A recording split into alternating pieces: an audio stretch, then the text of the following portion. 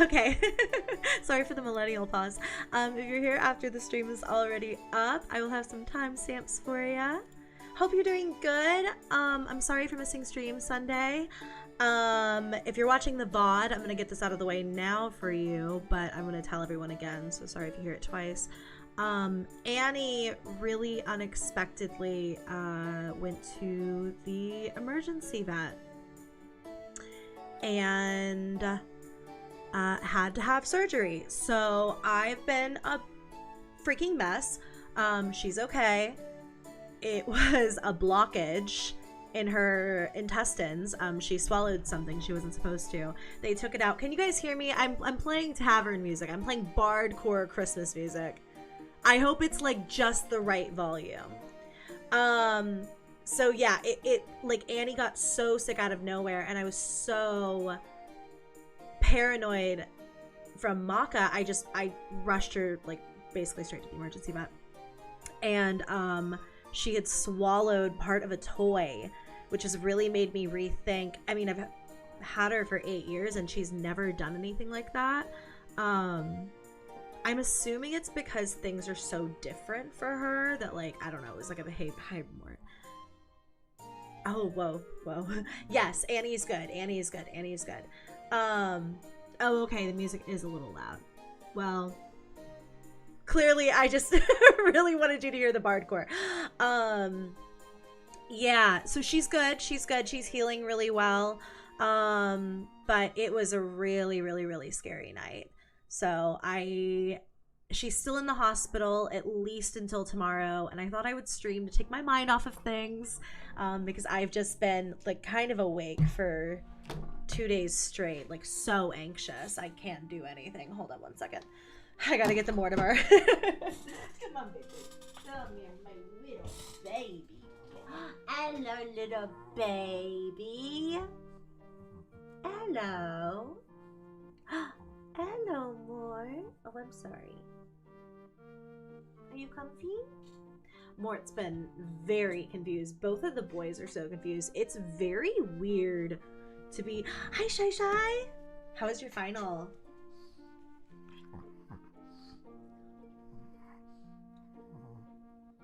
Shy, I have, I was thinking about you today. I have, like, so much PR I need to send you. I feel like I've been saying it forever.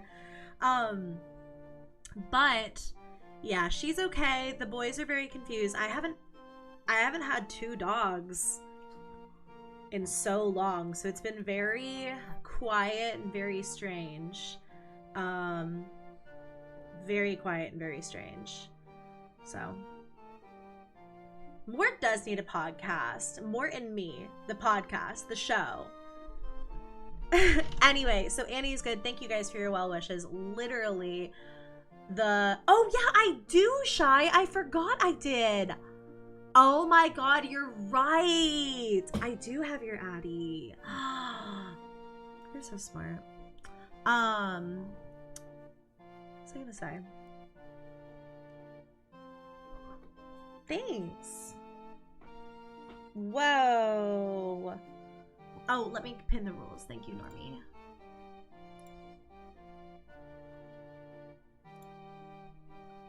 But I'm glad that the final was finished.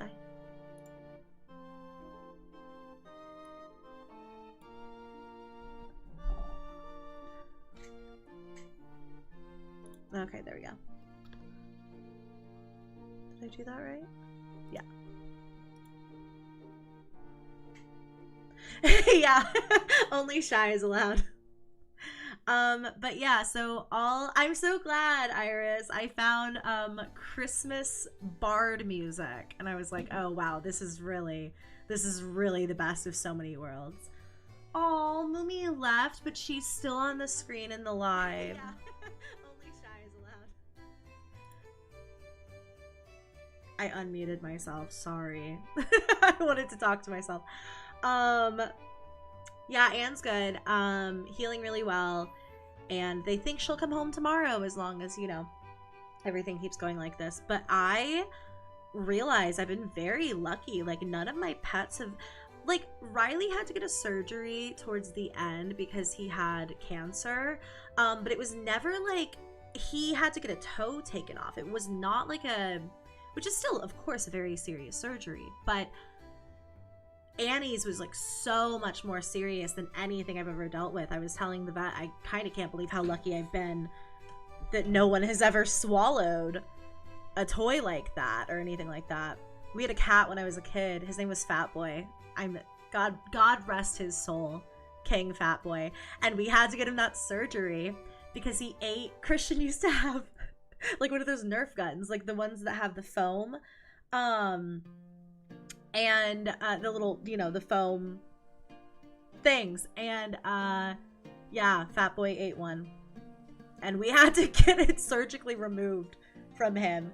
And then we were banned from having Nerf guns in the house. Oh, Daisy, I think I missed what happened. I hope you're okay.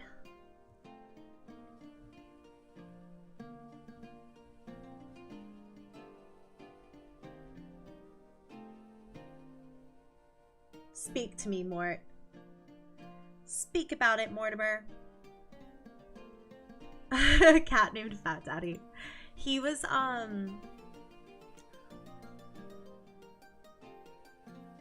I never thought about this. Okay, I didn't name him. My mother named him, so. But I didn't realize this until just now. So Fat Boy was part of, okay. Do you guys want, King Fat Boy is crazy. Do you guys want to know a little bit of Loey lore? So when I first moved in to my haunted house that like all of the original like OG story times come from, like the one that I lived in where I had something, like I had like a TV chucked at me and I saw like something pacing back and forth in my closet, and it was like this farmhouse in really rural Georgia that I had all of my first paranormal experiences. The Rudolph story I've told so many times. So when I first moved into that house, it came with a random barn cat, and we lived it's a cow farm. Like, we lived on a farm. So does anyone even know that reference? Do y'all know about Barnyard? Yes, Mort. I know. Thank you. Morty knows about Barnyard. But we lived on this farm, and there was a cat, and the landlords were not like, it wasn't their cat. It was just like a random cat that wasn't being taken care of. So we started feeding her. Okay, my parents were convinced she was like a boy, and I was like, she's pregnant. Like, that is a pregnant cat. Okay, Shy, if ain't nobody got me, Shy got me. Yes, Romy, they did, and they did well. The Rudolph story, I just posted a TikTok about it last year. I can retell it if you guys want, but so I was living in that house. We basically have a cat that comes with the house, and the cat, one day, I'm telling my parents, I'm like, this is a female cat and that cat is pregnant, and they were like, no, he has something else going on, but we could never like catch him to take him to the vet. He would we would feed him, we couldn't, get him. Her name was Rome. Christian named her. And we ended up getting 3 kittens. She brought them one day to us. She was crazy, dude. She was a really tiny cat, like Moo sized. And she would bring like full rabbits to the door when she was just like an outside feral cat. And so she brings these kittens to the door. Didn't want us to pet her, but was like, here, have these. And we were like, all right, I guess we're babysitting. And so obviously after that, we got her fixed and she moved inside, and she was the sweetest cat ever. She was a little baby, but we got 3 kittens out of it. And I don't remember the other 2's names, but we got 3 kittens out of it. We kept Fat Boy. But what I was saying was that, or what I was getting to, is that my trio of kittens, I've never put this together, is exactly the same way, where there's 2 that have like short hair, and then there's a random long hair cat in the mix. And Haunter is so Fat Boy coded. I wonder if they all reincarnated. I know, Mish Love, can you believe it? Thanks, Hades. My mom even said, and Fatboy was like her beloved, that Haunter's like Fatboy. I never realized that before though.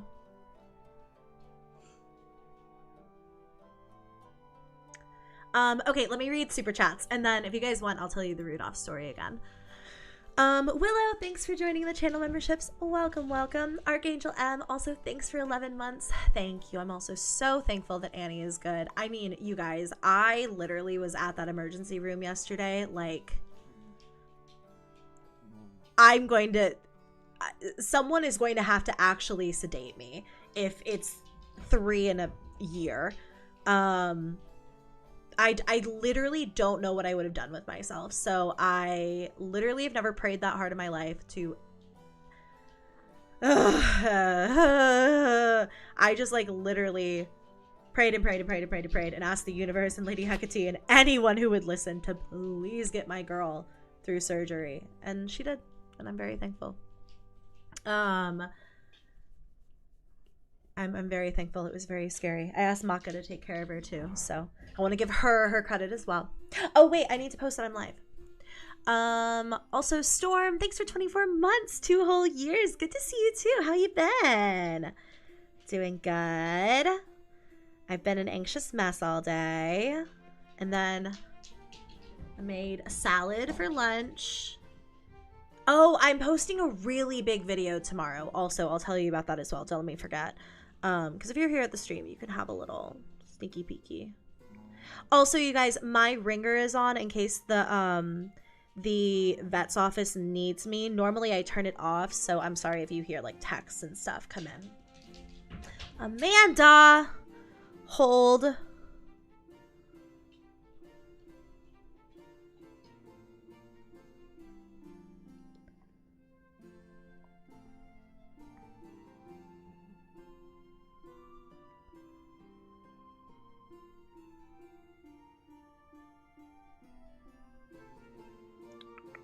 Wow, this music really slaps. Okay.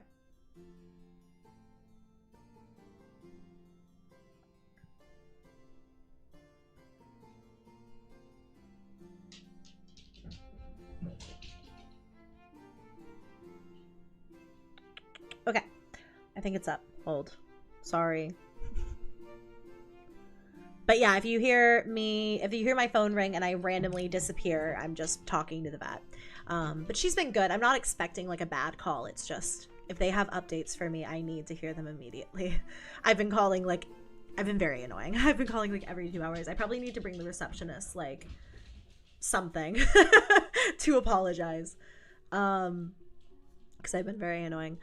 Also, Ash, hi! Thanks for 17 months! I'm so glad to see you. Thank you so much. Sending you all the love. Hope this week goes really well. Love you, Ash. I'm glad you're here. Hopefully you enjoy the VOD. Also, Avery, thanks for 18 months.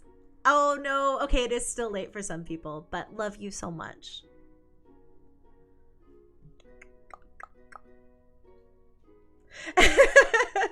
Yeah, guys.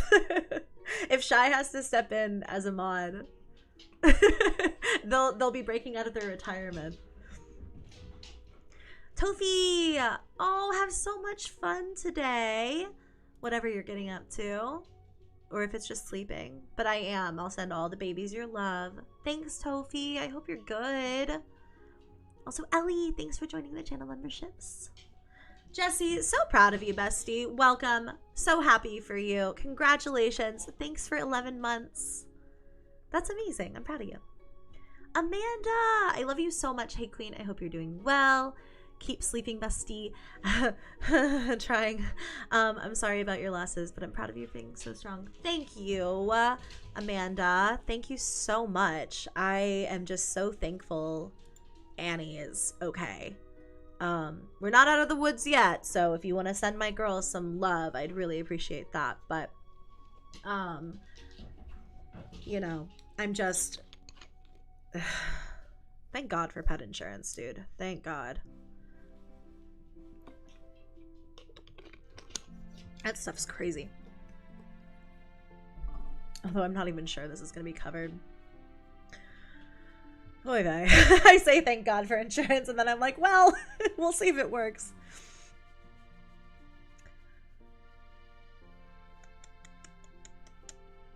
Yes, there's actually an entrance fee to becoming a mod, and it's giving Shy a bazillion. Oh, it's just a bazillion. I'm sorry. I put a J in there. I wanted you to get more. So many dollars. Who mowed? Someone mowed. I don't know who, but someone mowed. Love you, Amanda. Jordan, hi! I hope you're having a good vacay. Hopefully you're having a good time. And thanks for a year of being a member and for popping in on your vacay. 1 whole year, bestie. Happy anniversary. Iris, thank you for 8 months. Live stream or live dream? I'm not sure anymore. Great question. I'm so tired. It kind of feels like a live dream to me.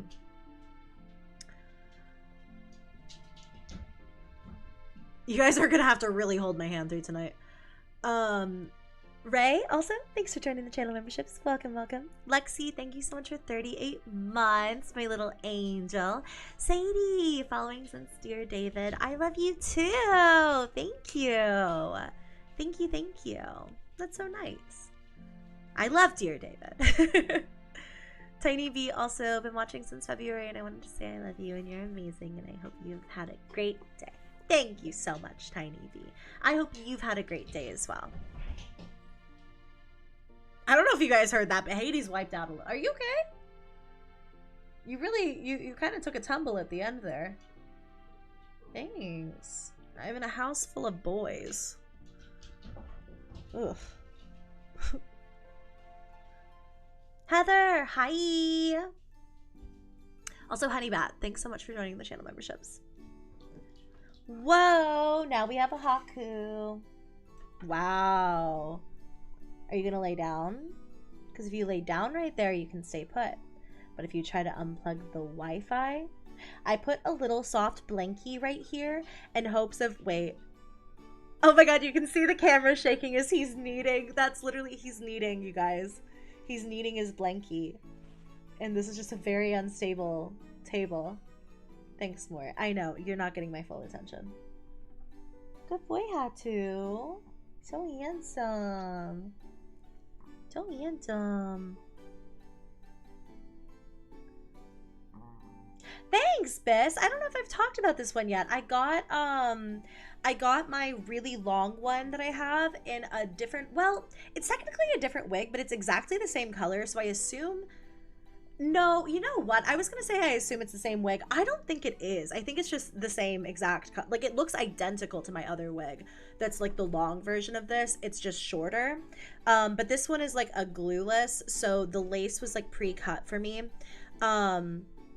And it just like, I feel like it's incredible. You literally just toss it on your head. I'm getting like really spoiled, sorry, with glueless like wear and go wigs. Love them. They're incredible. I should really do like a video on my like best wigs because I feel like you guys, I don't know, I feel like I'm good enough at wigs now. I've been wearing them pretty consistently for years, but like honestly in the past like year and a half, I wear them almost every single day. If I'm home and I'm not seeing anyone and I'm just like editing and stuff like that, or even if I just go run errands, I wear my hair out. But it's given my hair such a break, and my own hair is so healthy now. That I feel like I can finally, when I go get it cut again, I can do something fun with my color, which will be really fun. You know, Jojo, I feel that so much. I have a big head. I might have some big head if that's your problem, if it's like wigs being too tight. I might have some Rex for you. Shy will become your sleep paralysis demon. Also, the gaming noobs, thanks for 9 months. I have a hair in my mouth. Oh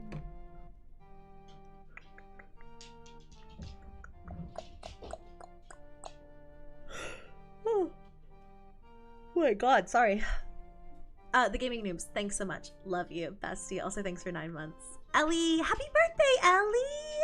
You guys, can we get some happy birthdays to Ellie? Congratulations on being born. I hope you're having a good birthday. Thanks for spending some of it in the stream. I hope you're having a good time.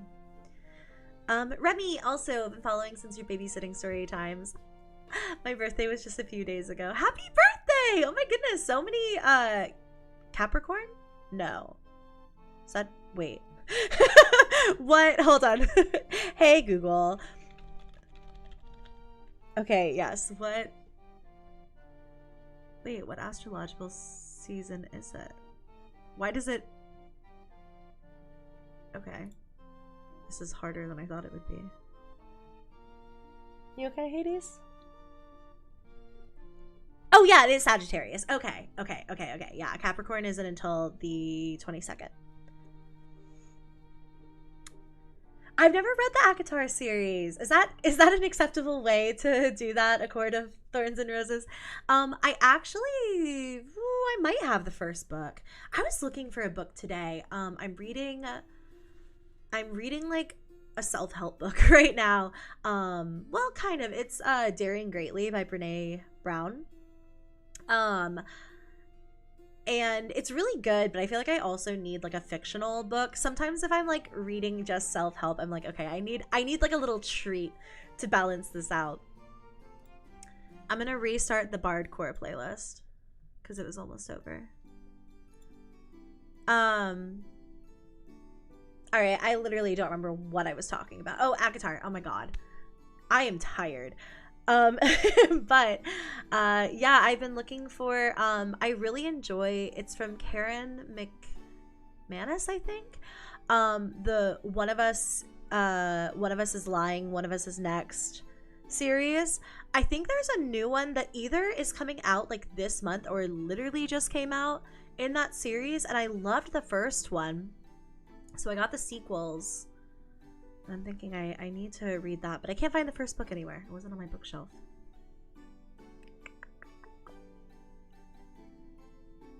Okay, actually, maybe you guys have a recommendation for me. I really want to specifically read something that is, maybe I should just read Westworld, like the book that it was based off of.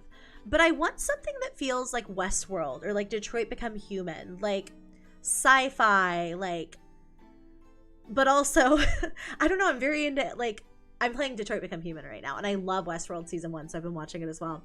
And I just want, like, a book like that. Does that make any sense? If you have a recommendation, let a girl know. Willow! Thank you so much for watching for 7 years. Excuse me.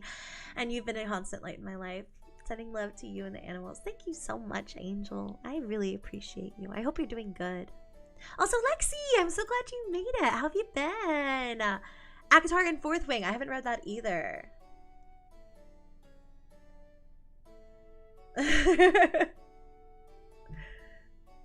You know, Shy, you should be paid to exist, and I've always said that.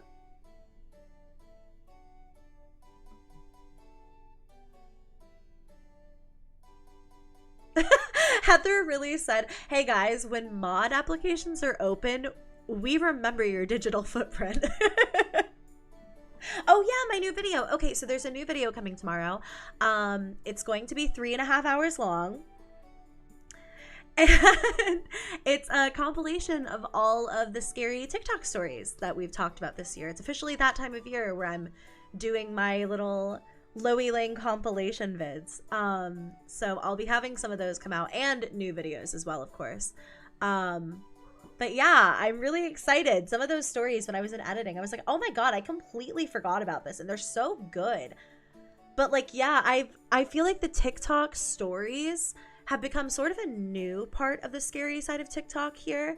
Like, normally I feel like we've talked about, you know, ARGs and like ghost videos maybe, and Glitch in the Matrix stuff and stuff like that. But Mortimer, wow, I am surrounded. I appreciate you guys. We kind of match, Mumo. You and me.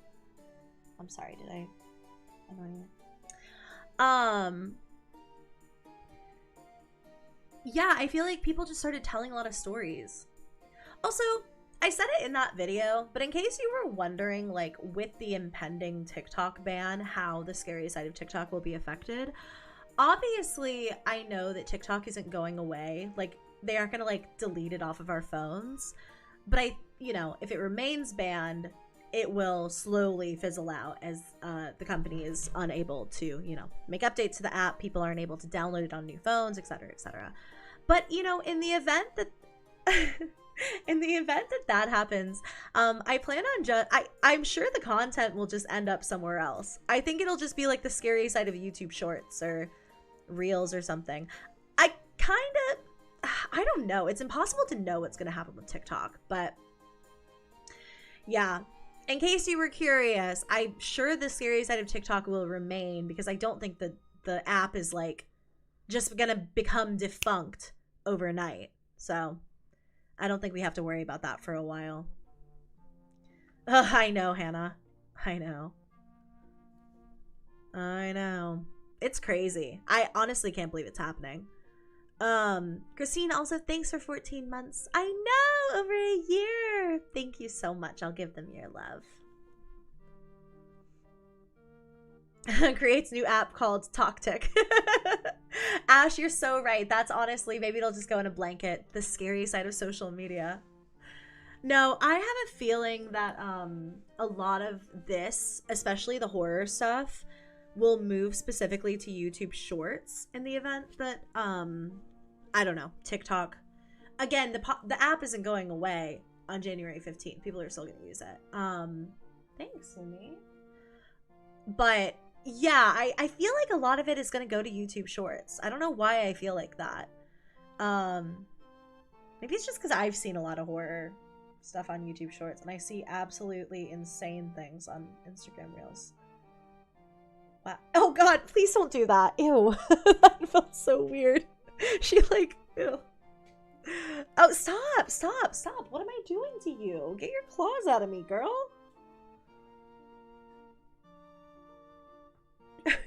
She's headbutting the back of my head. Thanks, Mumi. Wow, you look like a scary movie cat. Are you okay? You catch yourself? There's no room on the desk. Oh, what is going on?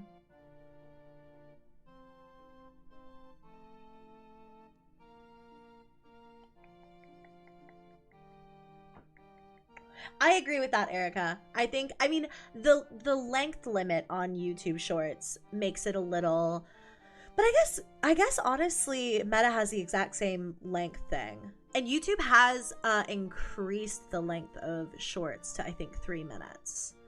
So, and honestly, you know what? That's also something we can't discount, is that there will just be a new app that's created to fill in the blanks. Yes, meow. Or maybe something will happen and TikTok won't be banned. You know, we'll see. I don't have hope, but.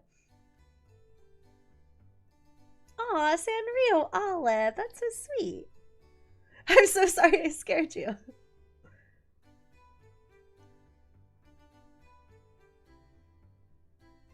Oh my gosh.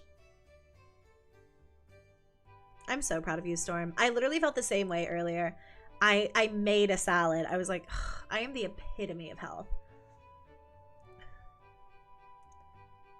Shy, was it 7 years ago? That's crazy. Z, hi. We'll probably get into the TikToks. Oh my gosh, shortly. Covered in moo hair.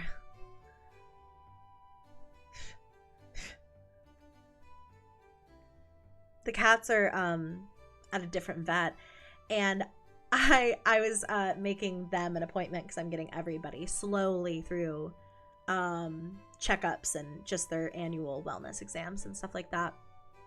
And I was looking at the form, like the new patient intake form, and I was like, do I put her name down as Mew? Because I never call her that. Her name is Mew technically, but I've been calling her Moo or Mumi. That's so crazy. R.I.P. Loey Twit.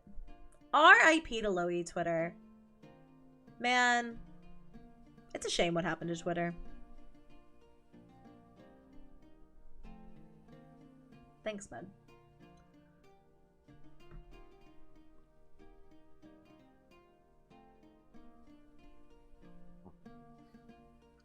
I mean, Romy's entirely right. That's, yeah. They're fine with it as long as it has a... She is so sweet. You're such a sweetie baby.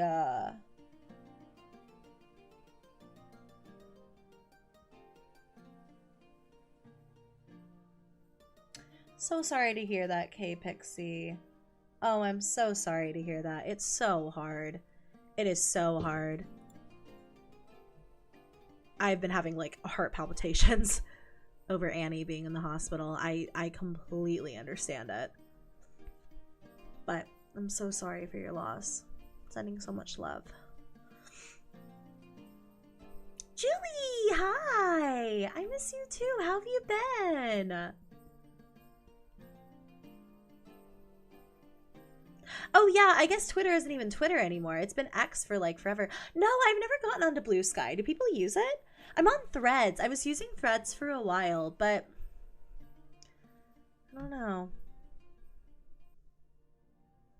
I've posted on Threads a decent amount, actually.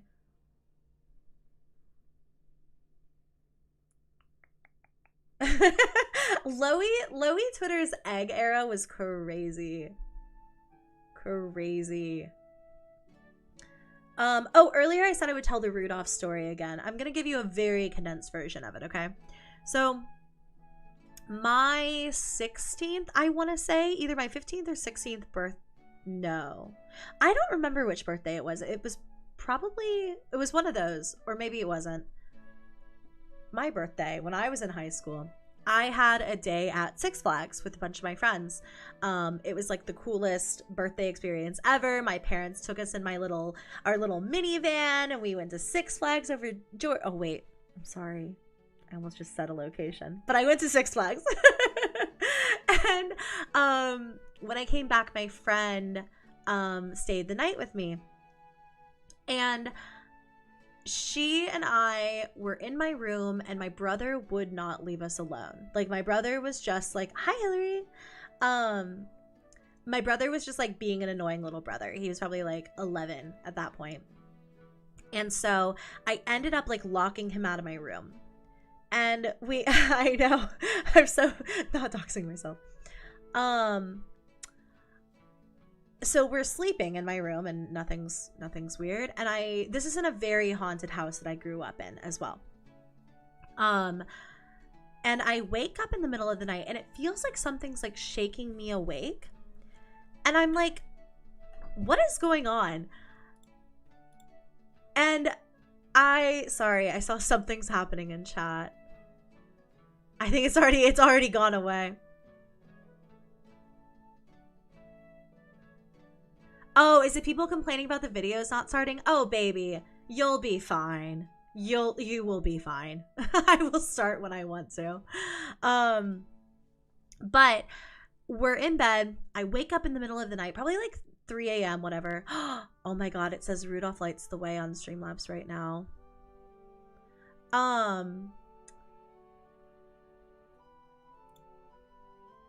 have no idea what's going on in chat. But wake up to somebody like shaking me awake. And I'm looking around the room, and I'm like, what is this? Because I'm sleeping against the wall. My friend is sleeping next to me. My door is locked. And I'm looking around the room trying to figure out what is going on. And I see that on the floor is this little Rudolph the Red-Nosed Reindeer toy that my dad had given me. And this was in May. It was like my birthday. But I keep it in my room at this time, like, forever. Like, I always had it in my room. And I see it's on the floor looking at me, and normally it's positioned so that it's like on my nightstand at the foot of my bed. And I'm looking at it, and I'm like, what in the world? And then suddenly Rudolph's nose lights up, and he starts singing. And I screamed at the top of my lungs, woke up Katie, who, that's my friend's name, who looked at it too, and she screamed. And then my brother runs to the door and tries to open it, but it's locked because he was being annoying, so I had locked him out. So there was no way someone could have come into my room and moved the toy, number one. Number two, it only makes that noise when you press its little ear. So somebody moved it to like the middle of the room where it was like looking at me in bed. and then something had pressed its ear, so it went off. Weird. It's like, to this day, like maybe my favorite ghost story that I have. May, thanks for 13 months. Have fun. And Bunny, oh my god, what kind of cookies? Pray tell. Ray, also thanks for the gifty. Roll me, I'm so excited. Yeah, I like shrieked. It was a very scary one, but that house was so terrifying, and all of my friends already knew that it was so haunted. So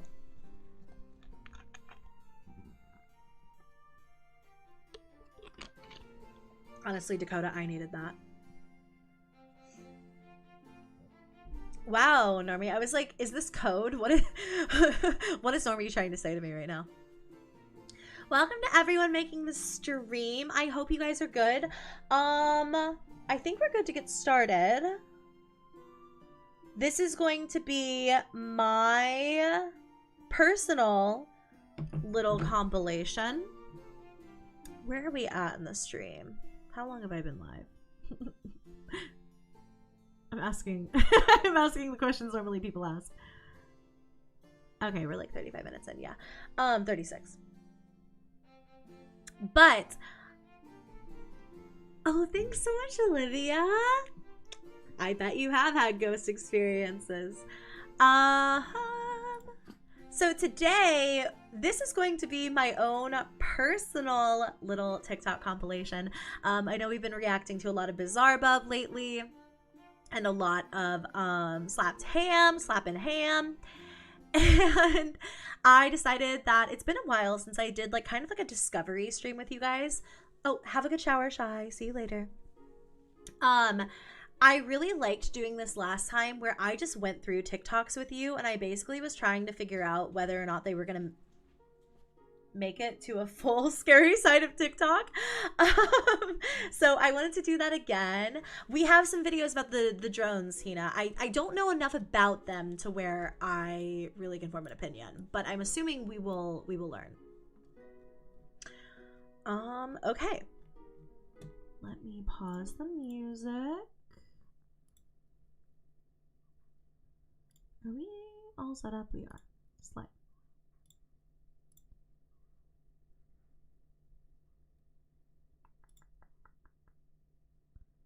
Glad I checked. Nonetheless. Oh my god, it's so quiet. Okay. Ashley! Oh my goodness, I'm so glad you made your first live. I'm so happy. I'm sorry, I always do them so late. I tried to go earlier tonight. Oh yeah, not orbs, you guys. Literally Morty hair because he's in my lap. Okay, we are gonna get started. How do I do this? I'm so out of practice. Whoa. Girl, you have got to chill out. You eat a moon pie. You have got to relax, Queen. Queen never cry. Queen never leaps from the gallows and levitates down our street. More orbs is as another one goes by. Okay, I think if I go up here, let's see. So I'm just gonna come out and say Weird. Oh no, I will block it. Okay, let me do this then. We'll cover up the first of the comments. Hi, sweet girl. I need you down. I'm so sorry. 80s. Don't. She will hiss at you. Love you, Meg. Hey, glad you're here. All right, this should be good. Let me check audio levels really fast. I saw an alien. I saw an alien. Maybe a little louder. In Ypsilanti, Michigan, in broad daylight, in like March. Maybe like right there, maybe February. I think it'll be a by video basis, obviously, because it's not like a consistent, compilation. But I'll try to I love Monse. Okay, CV Nella and I are friends. Like we've hung out enough times where I'm like, yeah, that's my friend, you know. We when we were at the Stanley, I don't even know if we posted. I think we posted a single photo together. But we were at the Stanley. It was like me, her, Eleanor, and then her mom. Not Eleanor's mom, but Monse's mom. Anyways, okay. So, I'm doing the intro again. Sorry. We are watching. There's a Morty hair. We are watching 30 scary TikToks that you guys have tagged me in recently. I was just saying to chat that I really enjoyed this last stream that I did, where it was kind of like a discovery stream, coming across videos with you guys that might make it into a scary side of TikTok video that I might do further, research and stuff on. But this first one is from Weirder Than You, and all I saw was I saw an alien, and I was like, all right, well, gotta know more about this. So I'm just gonna come out and say it. I saw an alien. I saw an alien. I saw an alien in Ypsilanti, Michigan in broad daylight in like March, maybe February. I had moved into a brand new apartment. I was sitting on the ground of the apartment in the living room, looking out the balcony towards a tree line that divided the apartment complex to a park. And I was getting ready to enjoy a nice herbal refreshment. And I opened the sliding glass so that I could blow out said herbal refreshment out the thing. And before you go like, oh, it's probably the herbal refreshment, I herbal refresh all the goddamn time. Okay, I'm from California. Like, I work at a disco. Like, this is just my everyday. Like, I literally am fine. Okay, this is before the herbal refreshment happened. Okay, so I just wanted to preface with that. So I look out the window. It's golden hour, and this thing starts floating down by the tree line, kind of like a bag in the wind, a dandelion seed in the wind, a jellyfish in the water. It was completely see-through. No arms, no eyes, no face, no mouth, no nose, no nothing. Just like a thing. Very similar to like a jellyfish setup, although it didn't have like little tentacles. See-through. It's probably as big as my arm, maybe like a hand longer than my arm, just kind of like floating down. And it had these lights, like these pulsating lights that went like this. Like, and they would change colors as it would like, very much like a casino, very much like something you'd see in a deep sea documentary. And so this happened to me. It just floated down very close to my balcony and like went underneath the balcony. And I was completely in shock. I was like, what the fuck am I? Just totally froze, didn't take a video. Yeah, once it floated down below the balcony, I was like, well, shit, like, where did it go? So I like kind of mustered up the courage to like go out onto the balcony and like poke my head over and be like, yo, like, where's that thing? Nothing there. And so I kind of just was like, what the fuck? I didn't tell anybody about it. Not my bestie, not my coworkers, nobody, okay? And so, like, I'd say, like, 4 months later, I'm in bed, having a nice day off, enjoying an herbal refreshment. And I'm like, you know what? Like, I want to watch a deep sea documentary. Like, because I fixate on biological things. I love the ocean. I'm like, you know what I love? That's, like, really weird and quirky. Let's watch, like, a deep sea documentary about the life of the sea. So I did that. As soon as I saw something see-through with no eyes, no face. Oh. As soon as I saw something in the documentary that was see-through with no eyes, no mouth, no legs, no arms, no face. Oh, I'm sorry, you guys. I can totally turn on captions. I'm sorry about that. I will do that. That had like little pulsating, like colorful lights. I was like, oh my god. Like, I like remembered. It's not like I completely forgot. It was like I kind of just compartmentalized it and was like, I'm just not going to talk about that because I don't know what the fuck that thing was. And I was like, oh my god, like I saw something and it looks like deep sea creature. On that note, I thought about this and I was like, okay, if something could survive space, it's completely dark. Okay. If something could survive space, it's full of a lot of pressure, right? Like, I think if you go out into space like by yourself, your head would like implode. Maybe Okay, sorry. I need a moment to respond. There have been so many super chats that have come in, but this is a fascinating story. I think that we watched an alien video recently on a live stream. We watched two. We saw one from Bizarre Bub, and I literally said that looks like a plastic bag or something like that. You all right, big man? He's so tuckered from chasing after the ball. We've seen a couple of alien videos that, not with the lights. The lights are crazy. If I saw that, like a jellyfish, the light up jellyfish swimming through the air, I would lose my marbles. Lose my marbles. Oh my gosh, how do I get chat to come back? Thank you. Morty, please. Jen, also, thanks for 17 months. Happy you're here too. My favorite song off of the Tortured Poets Department is The Prophecy. It's my favorite song, maybe of Taylor's ever.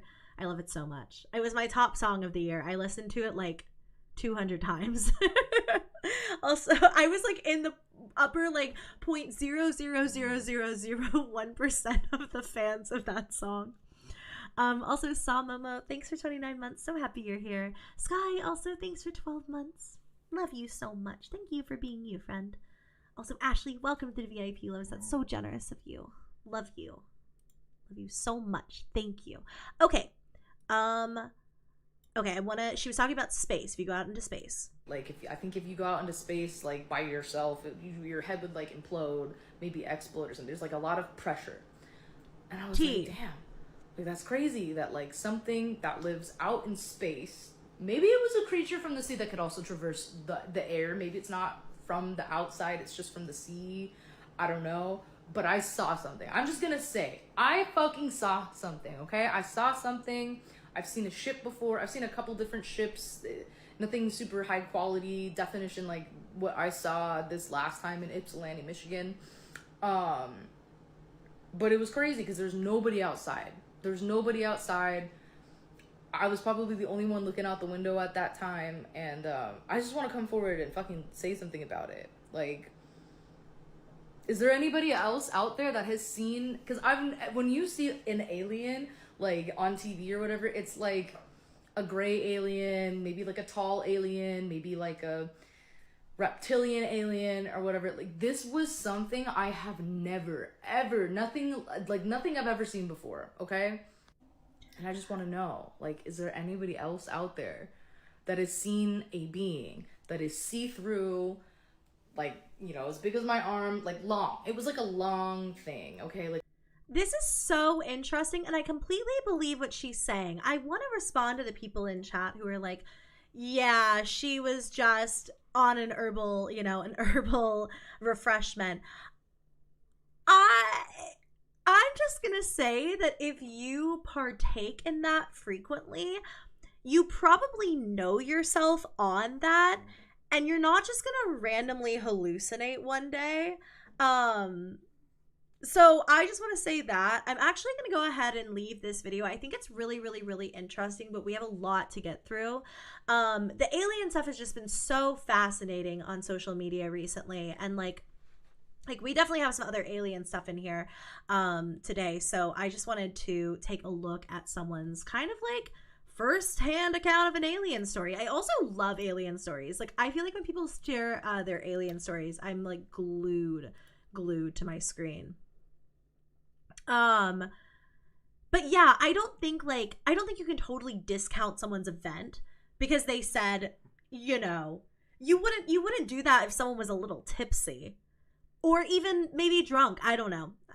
Anyway, so there's another series of TikToks that I've been so fascinated by. If you jump, I swear to God, I cannot go back to the emergency vet unless it's picking up your sister. He's ready to go. There is a TikToker called Mad Hatter News. Now, I have talked about them before on my TikTok or on my on my YouTube channel. I really love their content, and they've been doing a series of videos on the declassified CIA documents and basically making little skits out of them.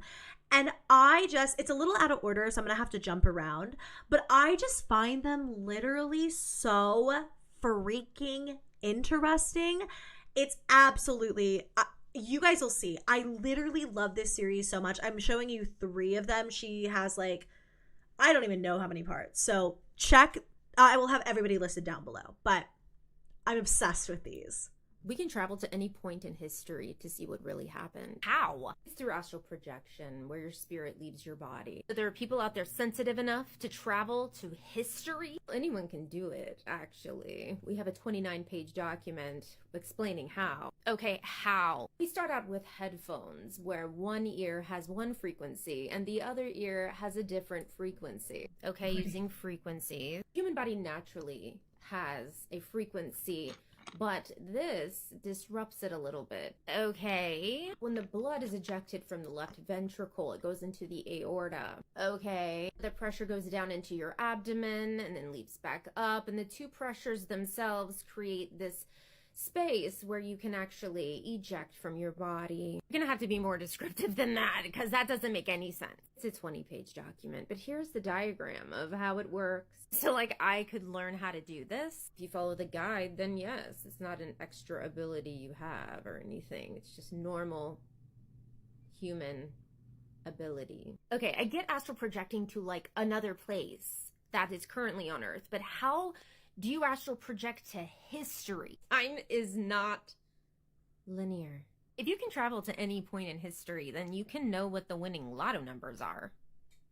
And you can manipulate the past.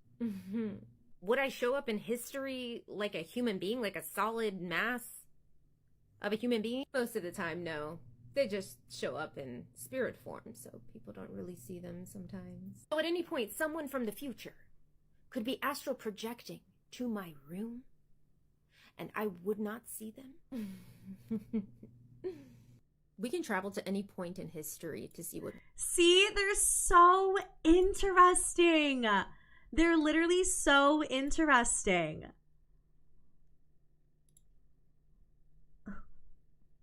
Somebody came in here to preach the gospel. This is the wrong chat, friend.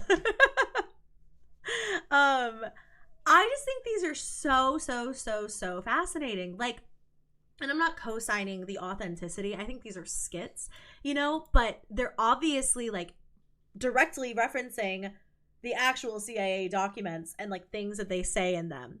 So, mama, an astral projector behind you.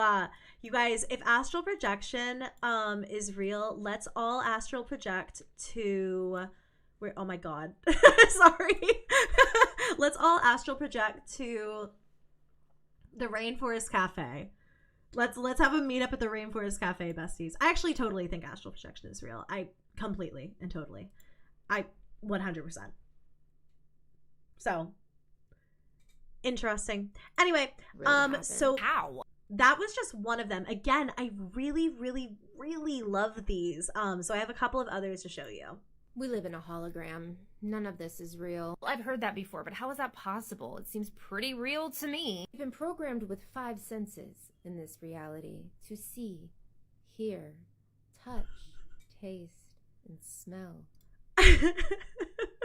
I'm seeing all of you guys' comments about how Morty is the Messiah. All praise Morty. He looked up as you all started typing that. He literally looked up like, something just happened. Happy birthday, Ariana. Ariana, what are you doing here? Happy birthday. But obviously, there's so much more than that. But this pen is physical matter. Like, I can hit myself with it and it hurts. Physical matter doesn't exist. Every single thing is actually just a collection of molecules. And through quantum mechanics, we've proven that if you touch an object, your molecules go into that object. And the object's molecules will go into you. Okay, but how do you know that we're in a hologram? Like, what have you actually proven? I don't get it. All matter is an oscillating energy grid over oscillating energy grid, and it's moving at a very rapid rate, thus creating a hologram. So we've just been programmed with the 5 senses to understand this reality, but we can have more senses than that in this reality as well. We discussed this in my last video, but this is the end of that 29-page document. That's about our hologram reality. Okay, I just looked at the document, and page 25 is missing. Why? Yeah, Vice magazine called us out for that a while back, so we had to post it, but it wasn't the real page. Because that page was talking about how to meet God. And we don't want you to know that. I'm sorry, did you say God? What's God? Well, God is the source.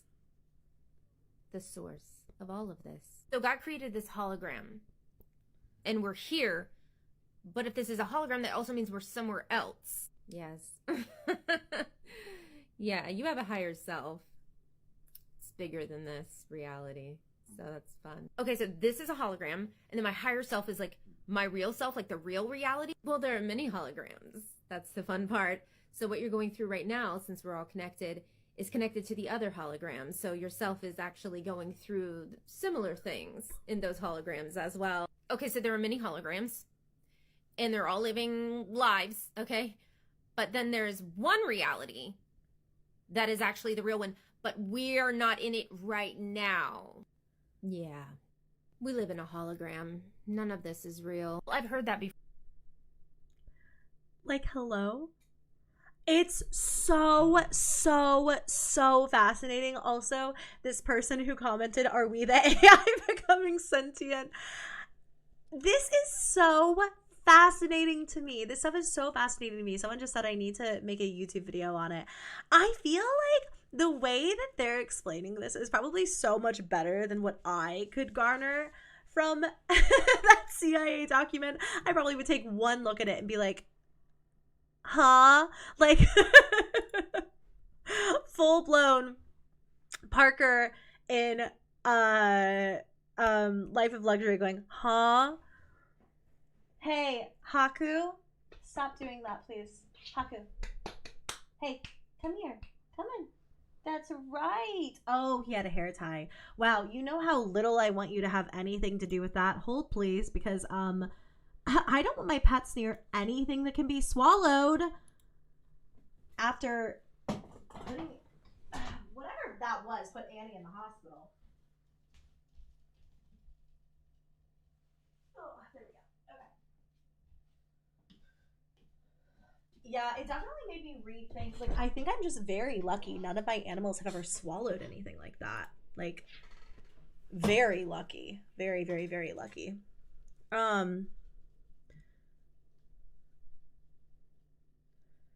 But yeah, I think it's so interesting. There was one other I had saved. I think it was this one, which was the one I initially saw that freaked me out. Oh, this one's on astral projection as well.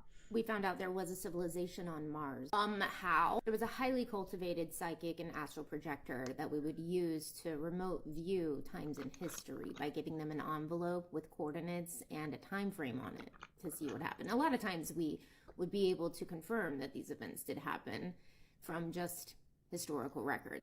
But this time we put into the envelope 1 billion BC, and the coordinates were Mars. But they didn't know that. What did they see? What they saw was a dying planet that had an atmosphere that completely depleted within a few weeks. And the person they were talking to in the vision thought that they were having a hallucination of the astral projector because of what was happening in their atmosphere. But they were talking to them. How are they talking to them though? They didn't speak the same language, right? Apparently through their mind. All of the oceans and lakes had just dried up instantaneously. People were being boiled alive. The rest of the people were in underground caverns trying to keep themselves alive enough to figure out how to get off the planet and continue their civilization elsewhere. That must have been really scary for the person projecting themselves. Yeah, it was pretty crazy. Was it humans who were on Mars? There were beings that looked like humans, but there were also people who were very tall and had very long limbs that were reported. We don't know what that was. Yeah, but anyways, they were waiting to get on this large circular metal object, or so our astral projector said, until we brought them back with the sound of our voice to 1984, which is the year that it was that we did this experiment. Well, were you able to confirm any of this is true? I don't know, but the pictures that we've taken in recent years have shown pyramid structures and monoliths on Mars that were recorded in that session as being there on the planet. So, I mean, what the? Can you believe this psychic actually thought that what was in the envelope was Earth in the future? But it was Mars, 1 billion BC. It's funny though, right? Yeah. We found out there was a civilization on Mars. Fascinating. Literally just so fascinating. This entire playlist is so good. I couldn't figure out, like, if I featured any of these, would they go in a Glitch in the Matrix video? Would it be, I mean, not really, like, I don't feel like they could normally go into, like, a usual scary side of TikTok. They're really creepy, but it feels like Glitch in the Matrix-y to me, if that makes any sense. I know you guys can't see it, but, oh, hold on 1 second here. I need to catch up. Saw Momo, thanks for 29 months. I don't know if I thanked all of you, so I'm going to do it again. Sky, I know I said thanks for 12 months. Ashley, welcome to VIP Lives. I think I said that. And then Moody Exorcist, thank you for 17 months. All hail Morty. Hail to the Snort Lord is crazy. This next video, so many, Morty, please. So many of you tagged me in this. It's from Wyatt Lawn, and it's captioned, "Someone is living here and we had no idea." Now, this is a really long story, but I thought it would be worth watching with you guys. I just think it's crazy. I watched some of it and I was like, okay, I don't know if this will end up like in like a scary TikTok stories or anything like that, but it's really crazy. Okay, I always thought that, someone squatted inside of your house and you not knowing. Hold on. Sorry. Oh, okay, it was that. A lot of you guys were saying that the last video could be louder. Do you want me to turn it up a little bit more? Okay, let's not. Oh, sorry, Hades. No, you don't need to. Haku. Big stretch, Hades. Really big stretch. Honestly, super impressive.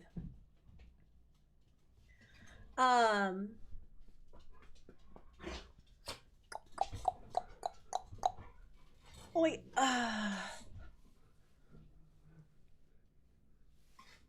Hi, Mortimer. What was I just saying? Oh, yeah. What do you think about this volume? Was like a very small percentage there? and like probably Is that just okay? an urban legend. But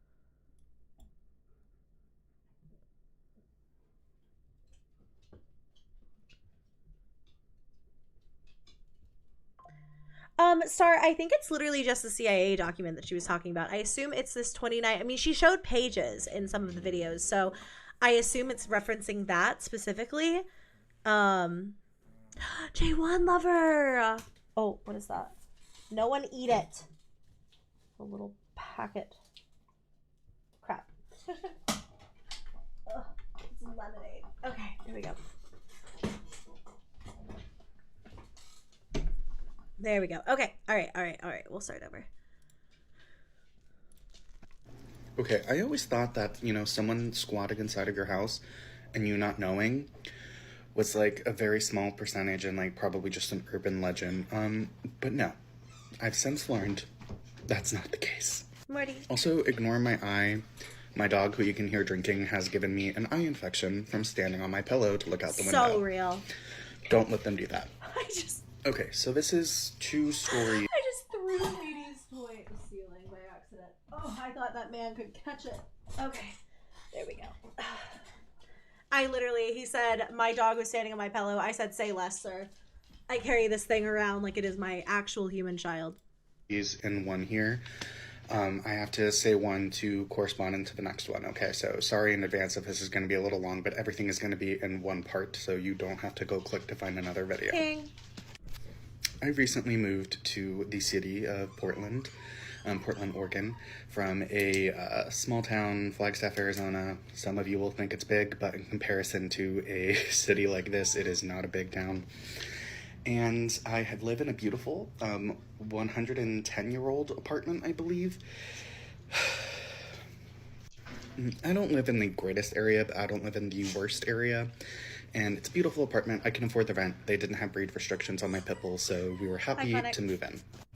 We moved in July, and there had been no incidences. It was perfect. The neighbors are nice. It's quiet. There's been, some people yelling outside and craziness happening in the middle of the night, but for the most part, it's a really great place to live. And 2 weeks ago, I was here at home. I work from home, so I'm always in my apartment. And there was construction work or electrical wire work being done right outside my window here. And someone had let a person who was not well in our building off of the street.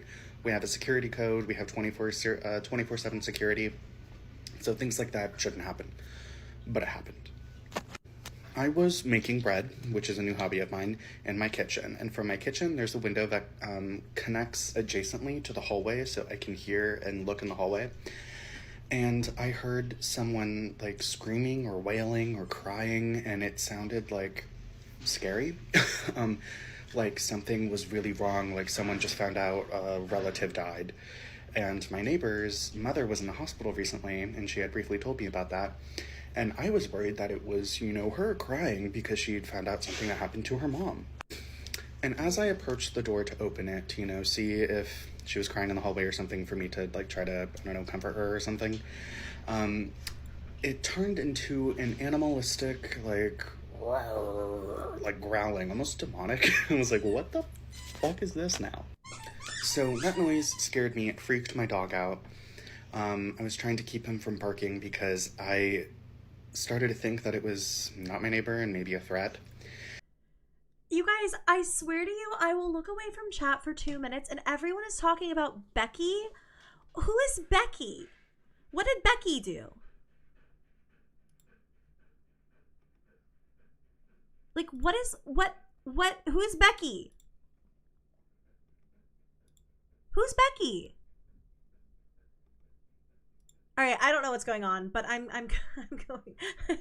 No, it's Becky. All right, bye. And then she, or they, I don't know, to this day, honestly, started crying. And I opened the door and I was like, okay, maybe they were just angry at the world or something. And I tried to open the door, and as soon as it opened, unlatched, they started screaming in the direction of my door. And in my hallway, there's 4 apartment doors, so they were right next to me. So I slammed the door shut, I locked it. My dog proceeded to freak out. I was freaking out. I thought, oh my God, I just let them know I was here. What if this person's not well? Why did I do that? Why did I have to care about my neighbor? Why can't I just be selfish? And that proceeded to go on for, I want to say 15 or 20 minutes. And I live in an apartment building that's kind of hidden. When we moved in, we got lost and we couldn't find our apartment, and someone who lived here for years couldn't find our apartment. We learned we're through a little hidden fire door thing. Anyway, but they were in that little hidden compartment, and it's through a heavy door, and I don't think any of my other neighbors work from home. So it was just me and this person and a over 100-year-old door keeping us apart. So I was petrified. Anyway, someone called their security or their police. Someone with a walkie-talkie came and escorted them out of the building.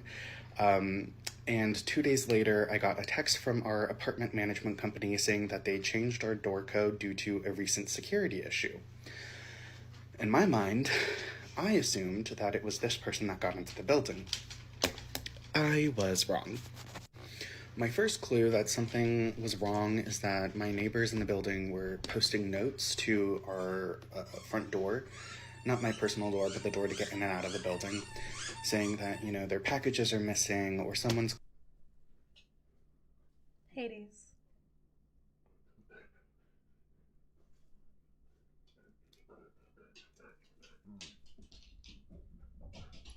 clothing was missing from the laundry room, and they wanted to know, can I please have this back? Or why are you stealing my packages? And then there was more and more notes about things being missing from the building. And I thought that was really weird, just maybe one of our neighbors is untrustworthy, but we hadn't had a problem until this point. So, I live on a higher floor, and I have to go down multiple flights of stairs to take my dog out in the morning. And our first floor is not level with the street, so there's a secondary set of steps that leads into the basement and then into a private courtyard. I take my dog to go potty at like 6 a.m., 6:30 in the morning because he needs to go. A few days ago, I took him out and I heard shuffling on that last set of stairs to go down, and it's really weird because it was really early in the morning and no one is usually in that part of the building.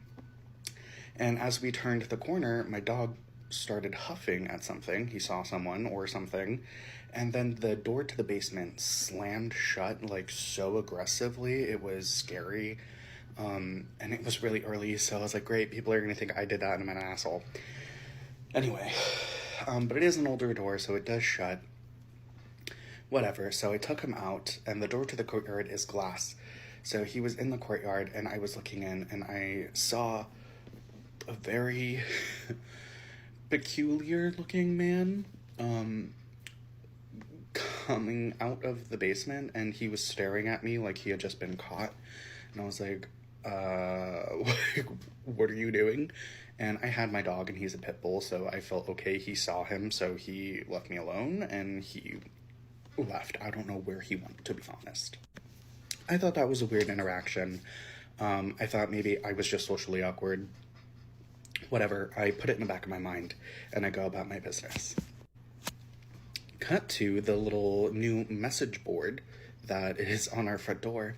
One of my neighbors had written a note that they had seen a strange man in the basement of our building, and he was attempting to steal someone's bike until they approached him and asked him what he was doing, and then he, ran away, and we don't know where he went. They called the security company. Apparently the security company between this week and 2 weeks ago no longer has a contract with us, so now we don't have security. Anyway, so that's a different issue to deal with. But it turns out we've now learned that this man is living in our basement. Oh my gosh. And he's stealing our packages, he's stealing clothing, he's trying to steal bikes, and he's just shifting about, squatting in our building. And apparently no one's really doing anything about it, and the property management company, to my knowledge, from one of my neighbors, is informed of the situation. And I haven't even gotten a text or anything. The door code changing because of a security situation was because of that man. Not because of a situation that I thought that was happening with a person crying and screaming in the hallway. So that was my communication, but it was just listed as an incident occurred. I really feel like if someone's squatting in your residence building that you should let them know that this is happening. And anyway, now I'm terrified to go into the basement, and that's where our laundry is, that's where our trash is, that's where our recycling is, and it's very creepy down there to begin with. It's dark. There's long hallways and weird cutouts where people can hide. And now that's all I think about. Anyway, that's my story. Someone can definitely be squatting in your home. Just to let you know. Oh my I always gosh, that is so scary, dude. That is literally so scary. I mean, I wonder why. I mean, there might be an update to this or something, but I wonder if the management ever did do something about it. Well, let's see if there ended up being any kind of... Oh. Wait. Oh. The just watched thing. Oh no, it takes you up here. Okay. Well, I may end up using that for a longer TikTok stories video. I may end up looking deeper into that and researching it more and maybe seeing if there's any updates or anything. But right now, that's absolutely terrifying, dude. I mean, I don't know. I don't even know what you do in that situation. That's just hard, especially when your packages are getting stolen and your clothes are going missing and nobody's doing anything, and now you don't have security. The security just quitting is crazy. I feel really bad for him though too, as someone in chat just said that. But now that we finished that video, we are 5 videos in. Guys, what are you talking about right now? What are we talking about? What are we talking? Like, who is Becky? Who is Amber? What is going on? Literally, what is going on?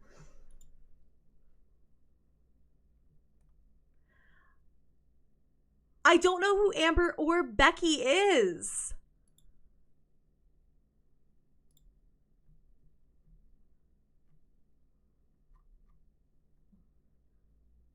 Amber won't come back.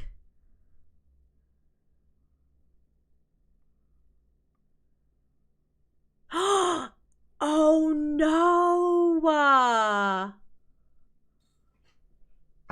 Oh, sorry, Mort. Oh no. It's getting paranormal in the chat. Okay, so this person just posted. Okay, that is crazy. Okay. VOD watchers, if you're watching this. Becky, so Amber apparently came into the chat and wrote something about Becky, and it was like wrong chat. She literally like wrong chatted 1,200 people and then just disappeared. Oh my God. Morty, oh my God. Oh my God. Hey, Roll Tide. I hope you're doing good too. Glad you're here. It has been a long time. I hope you've been doing well. Also, okay, so Amanda said, hey, Amber, it's Amanda. I'd like to know more about Becky and what she did. Please, Amanda, or please, Amber, if you're listening, come back. Wow, that's crazy. That is absolutely crazy.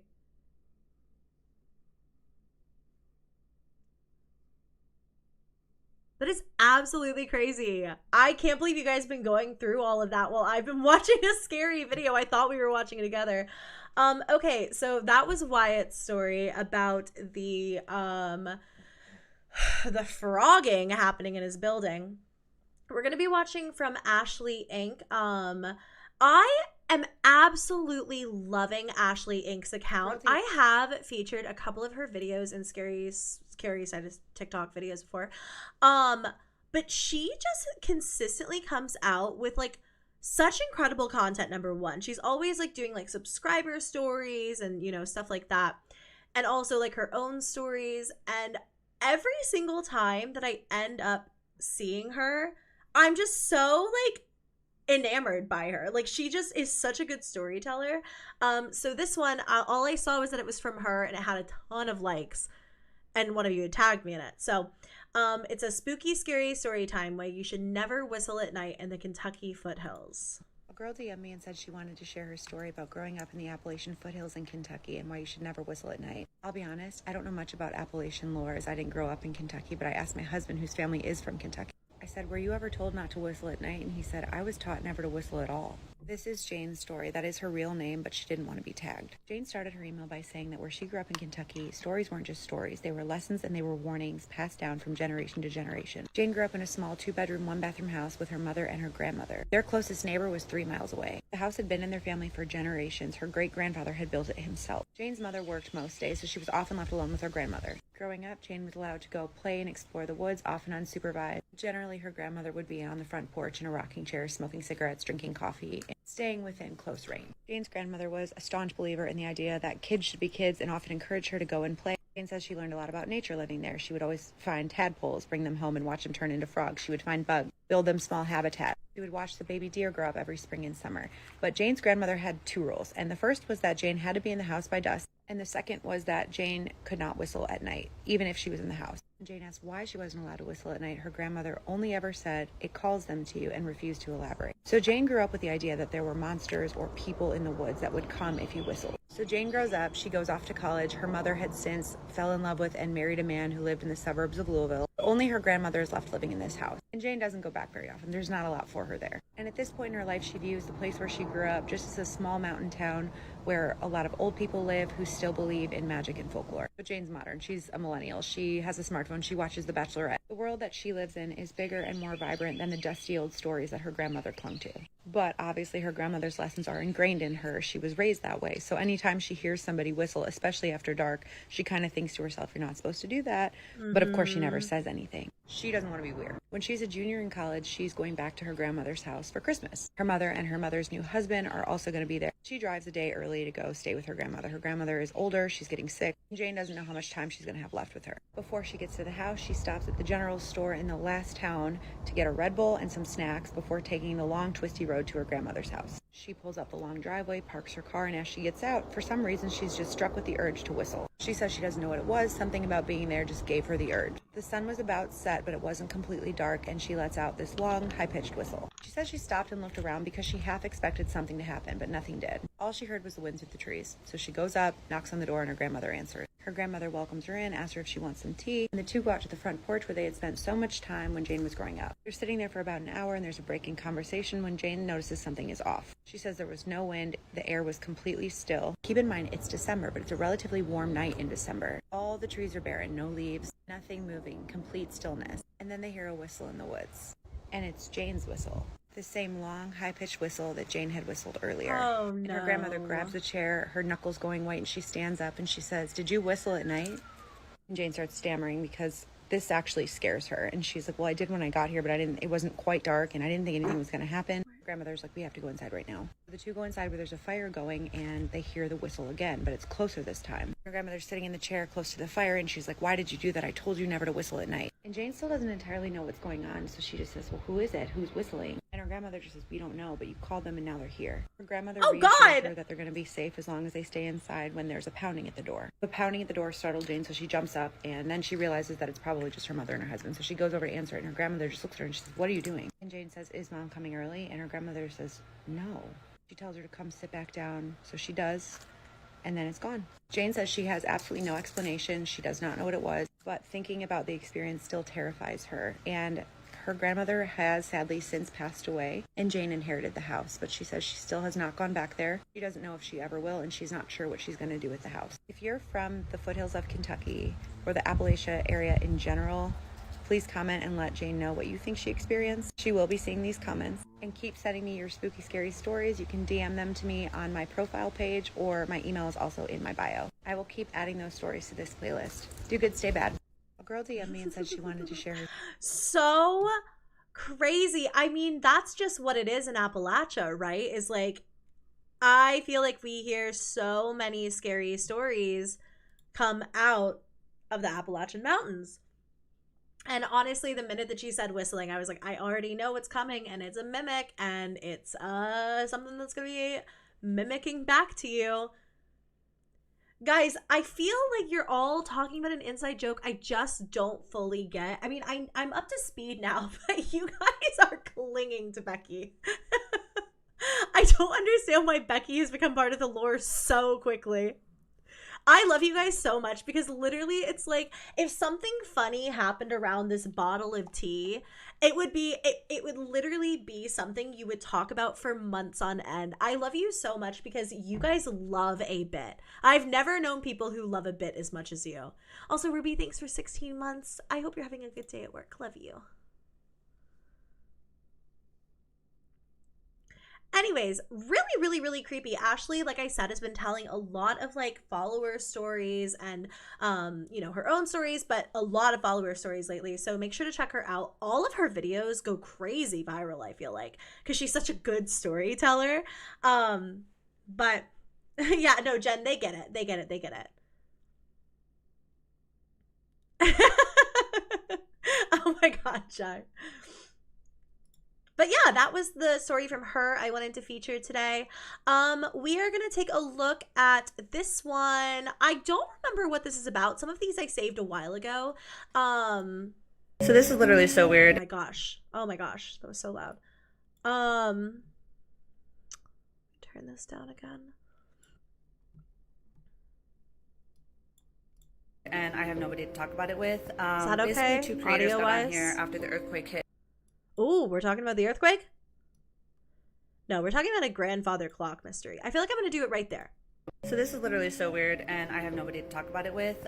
Basically, 2 creators got on here after the earthquake hit in California and shared that they have grandfather clocks that mysteriously started working after 5 years of being out of commission. So, like, before COVID hit. Just take a look at these clips and... Whoa. One of the more odd things that happened as a result of this earthquake is that this antique clock started ticking.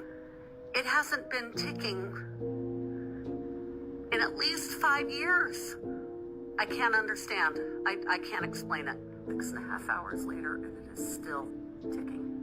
So what makes it such a strange coincidence is that another gentleman in California had the same thing happen with his grandfather clock, which also stopped working around 5 years ago, around the time the pandemic started, with one extra little interesting detail. Let's watch that. Grandfather clock that has not been running for how long, Mom? 4 or 5 years. The time on the clock is exactly the time it is now. Oh, that's crazy. That doesn't make any sense. It turned on exactly at the right time. No, we don't need to set it. Oh yeah, that's a little interesting, and just curious what you guys think. I heard that, maybe the earthquake leveled them out a little bit. Some people think that we shifted timelines, or that it's some kind of warning. Maybe there's something in The Simpsons about it. I don't know. I wonder if this happened to anybody else, or if this happened to anybody else after the last earthquake.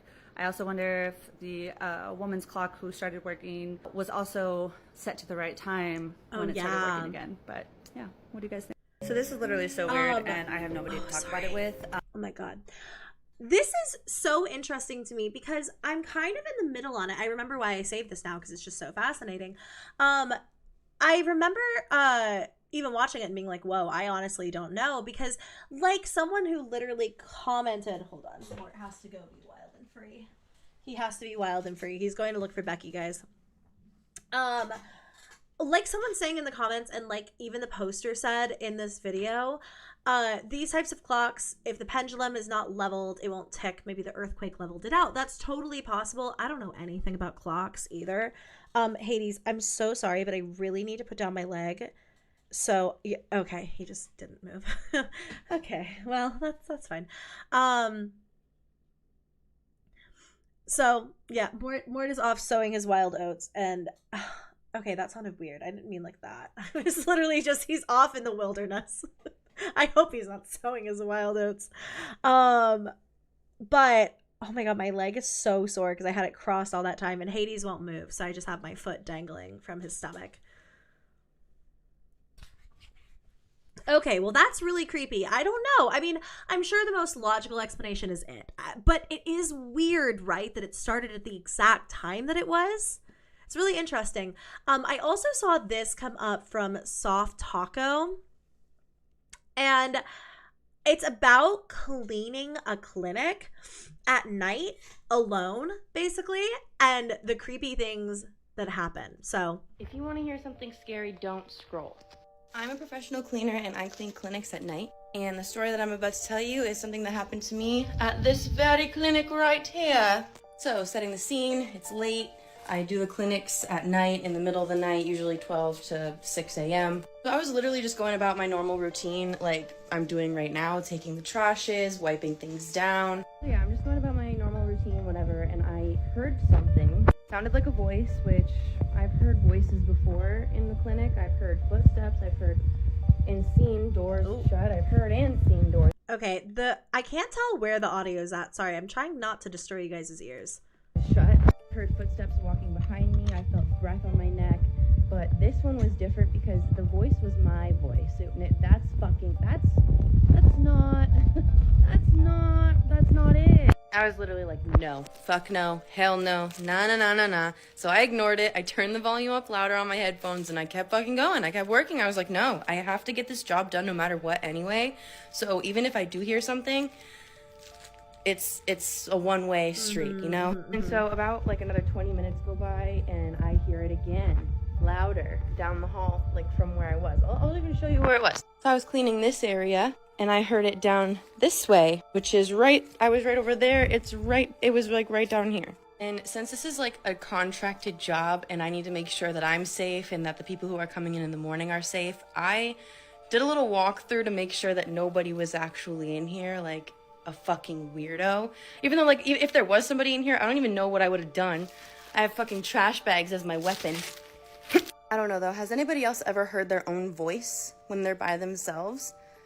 I mean, I've experienced a lot of scary shit, and like that was probably the only thing that has made me ever stop in my tracks while cleaning. Like, I had my headphones on, I stopped mopping, like I had the mop in my hand like a deer in headlights, like listening to see if something would make the sound again. But I definitely heard my own voice say hey 2 times to me. I heard my own voice say hey to myself, like, no, I'm sorry, no. Every single day that I'm in here, I have this really eerie feeling like I'm being watched and followed and stuff. But that day particularly, when I heard that, it was just like, it was so heavy in here, I couldn't even like breathe. It felt like I was breathing in through fog, and like, I just felt heavy, and like something was definitely watching me, following me, breathing down my neck, and like literally just watching my every move that day. And yeah, no, it was a fucking no for me. I'm talking about it in a humorous tone right now because I'm literally in the same building that it happened to me in, and I'm not even close to being done cleaning. So I gotta be here for another like hour or two, and that is also a big no for me, but I have to do it anyway because my bank account. If you want to hear something scary, don't scroll. That is so terrifying because that was a mimic, probably something mimicking her voice back to her, which is absolutely terrifying to think about because she cleans this clinic, it seems, on a regular basis. And so like just knowing that you've been in there with something like that that's been studying you and getting to know you, absolutely terrifying. God, I love a good mimic story, but I'm also like, excuse me, you guys. Literally, if that ever happened to me, oh, gone. A brave, a strong, a brilliant human being, because I would be out of there. Also, Jen, thanks again for your super chat. I just saw it again. Crazy and creepy. Definitely crazy and creepy. So interesting, you guys. A lot of you really enjoyed the Mimic Storytime compilation, so maybe I'll do another one of those. This next one is from, I'm assuming it's Rachel, but it's spelled Raxel1. And it looked really creepy when I initially saw it. Just because it's daytime doesn't mean scary shit can't happen. I'm gonna tell you guys a story about what happened to me today. So, get comfy, get cozy, and maybe grab a snack. I don't know. Where to start? Where shall I start? Let's see. Immediately, I trust her so much for the soda. I trust her so much for the soda. Give me a second. Okay, so we'll just start from literally the beginning. Set the scene. I'm driving, obviously. I'm driving, and I'm going to ER because I'm sick, and I'm convinced it's either strep or a sinus infection. The worst. I don't really know. So the way that I took to go to said ER is a back way. And I don't usually take this way unless, you know, I want to get there quicker. But in order to get there quicker, the roads are a wee bit scarier. And by scarier, I mean it's lots of forest. Now, I live in Pennsylvania, so, you know, there's things in the woods. Now, I can't exactly tell you what this thing was because... just hold on. So, I'm driving. And I pull up, and there's this really, really old abandoned barn. I'll show you at the end of the video. I'll go back down that road just for you guys. It's this really old, like, broken down, tattered barn. And nobody has used it in years. And just by looking at it, it looks really fucking creepy. Like, it's very scary. So I come to a dead stop, and I can't figure out why. I didn't stop. There's no stop sign. What? Not where I was anyway. It was on the other side of the road.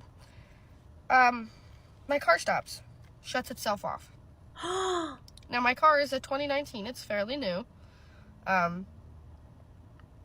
It doesn't have problems like this, okay? Like, it's never had a problem other than, I think, one time, and that was because I needed an oil change. So, there's no reason my car should be slowly coming to a dead stop and then just shut off. So, at this point, I'm not really, like, freaked out. I'm just like, what the hell? Why is my car stopping? And then I look over, and I don't see anything. I'm looking at this barn. My stomach feels like it just fell through my ass crack. Like, it feels like I got so nauseous. Granted, I'm sick, so again, I really didn't think anything of it. But I got so sick to my stomach. Like, I felt like I was gonna throw up. And I couldn't figure out why. I was like, maybe I'm hungry. But no, I ate before I left, so that makes no sense. So I'm sick to my stomach, and I'm sitting there, and I'm like, okay, either I'm gonna throw up, oh no, or I'm being crazy, right? So I take a minute, and I just sit there, like, breathe through the pain, and then I hear on the back of my car, and like a dumbass, I turn around, there's nothing there. Like an even bigger dumbass, I roll my windows down. And if you know, you know what I'm about to say. There was no wind. There was no bird noises. There was no animal noises. There was no leaf noises. Just silence. So I immediately roll my windows up. Try to start my car. It sputters for a second and then it turns back on. I turn my head back to where the barn is, and for a split second, like, there and gone, the little hole that is in the bottom of the barn was solid black. Oh my gosh. Like, solid.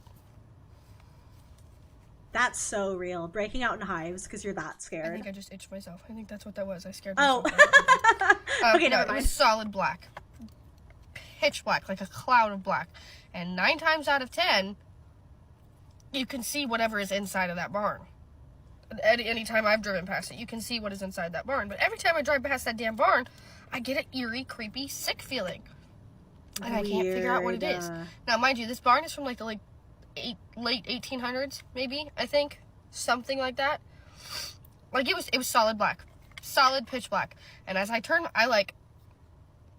that's what I did. I looked at it, turned back, looked back. Gone. Everything was fine. Everything was normal. So I started my car and I zoomed off. Sick feeling went away. All the icky, all the nasty feeling, gone. But that's not the end of this story. So I'm processing everything that just happened. I'm driving to ER. I'm only like 10 minutes away at this point. I get to ER. I'm okay. Still kind of just back in my mind thinking about it, you know? ER is already a really stupid place to be because it's always overly busy and they take their sweet time and are there for hours. But I didn't care. I walk in. It's out the ass with people. Like, there's 2 waiting rooms full. So I'm like, great. Fantastic. I was like, whatever. I need to be seen. Right? Big deal. I sit down after checking in. And within 5 minutes of me sitting down, a woman behind me drops, hits the ground. Oh no. I'm so serious. Oh my god. This woman, unalived. Nope. That is so scary. I'm sure the rest of this story is really creepy. But I did not know it was going there, so we're gonna leave that. That is absolutely insane. Just a crazy day no matter what. Like, a very crazy, very scary day, seemingly. I'm so sorry that happened to her. And what an absolutely horrific, like, that literally would have traumatized you for life. Like, how can you even, I literally don't even know. So I hope she's good. That just sounds like the worst day ever. So sad, so scary. It feels weird to move on that note, but I had some other videos I wanted to watch with you guys, and some of them are still considerably dark, but don't go into, detail. So we're gonna take a second and we're gonna watch this one. It's from Steph Perry. Happened on December 12th. Car lights flickering in a parking lot. Okay, legit. I had to like pull over and like pull this back up because I thought maybe it's a car party, right? There's a bunch of like those weird looking Tesla vehicles over there, and I thought maybe it's like a car club. They're just all meeting up, and it's a Thursday night. I just want to show you, but there's no one over there. There's not a body. There's not a person. Like if it was a car club, those are pretty common around Atlanta. But look at this. I'm going to zoom in just so you... But the video that I heard it was like this girl who was saying like, have you seen any of like the lights flickering or anything like that? And then there was a guy in Jersey who was like, yeah, my my house lights, my house lights have been going off and like flickering. And she made a video of like lights just like this doing the same thing in a parking lot. I have no idea how to find that or stitch it. Oh my god, the Cybertruck. This is what's happening. It's not even all of them though. Like, not a single person. Hi, Hunty. Huh, this is really strange. What would be a rational... I'll let the window down so you can hear. Because when I had like my radio on. There's no sound. Hold on, I'll even turn my car off. Come on.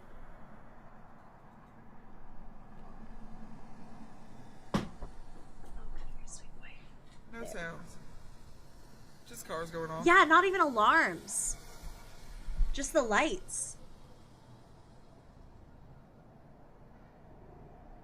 Oh. Haunter says hi, guys. Alright, interesting enough. I mean, really bizarre. Again, I guess I'd say like maybe something happened and all the car, like maybe it was an earthquake or something and all the car alarms went off, or I don't know, like maybe there was a reason, but there's like he said, there's no sound. There's literally no audio in this entire video. Shai said, I've seen this and I think someone said something about it being a show promo thing. Oh, interesting.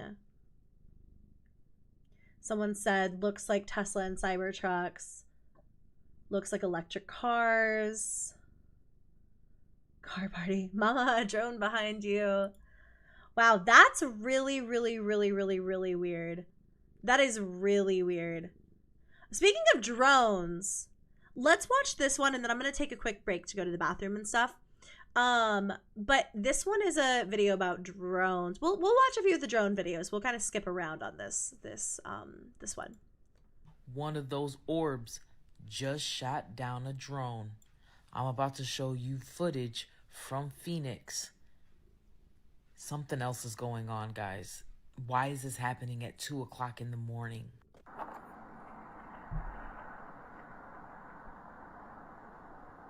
One of those orbs. Oh, he's like right on it. Whoa. Whatever was just shut down the drone, if that was a drone.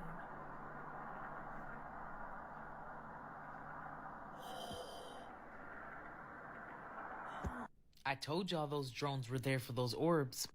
That's why the drones have been in the sky, because of the orbs. What are the orbs? Fuck the drones. The drones are ours. What are the orbs? I'll tell you this. They sure as hell do not seem to be human. One of those orbs... I don't know that I necessarily saw orbs. I know that people have been talking about orbs in the sky. Like, I talked even a little bit about that in my last Glitch in the Matrix video. You know, it was a whole section of the video was about aliens. This is really blurry iPhone footage. Like, in what world can we possibly distinguish what something is aside from a mass in the sky. I thought they were all orbs. I don't know the difference between the orbs and the drones. That all to say, you guys know, I think it's really fascinating what's going on right now. I don't know a lot about the drones. I've seen some stuff about it. I was thinking about making a video, but I'm so confused by it. I know that even in California, there's been increased drone activity. I actually had to report it because somebody flew a drone into my backyard. And I think they were just flying the drone, but they like stopped in my backyard and like looked at like the drone just stayed there. And so I reported it because I was like, what is going on here? That cannot be. That's really weird. It was like flying over like a bunch of houses. So I had noticed that, and I almost told that story, and I was like, nah, I mean, it happened the one time. Like, it was just like probably someone being weird, or you know, whatever. But I don't know. Then all of this happens. So really, really, really weird. Drones are becoming like widely available too. I know that the drones that we're seeing are like crazy drones, but oh god, Morgs. Okay, wait, we'll watch this one too, and then I'll go to the bathroom. Morgs. Oh, this is Morgs. You try to capture the drones on camera, but you're in Appalachia and catch the screams instead. And this is Morgs Hauntings, who's a friend of mine. Whew, I am not going to be able to stay out here much longer. I am freezing. Yeah, I hear an airplane, so that's definitely an airplane. I'm scared to turn it up. Let's see, let me zoom out.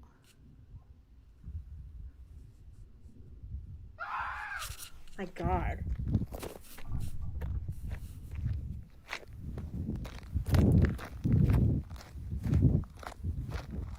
Hey, babe. Babe? You ready to go?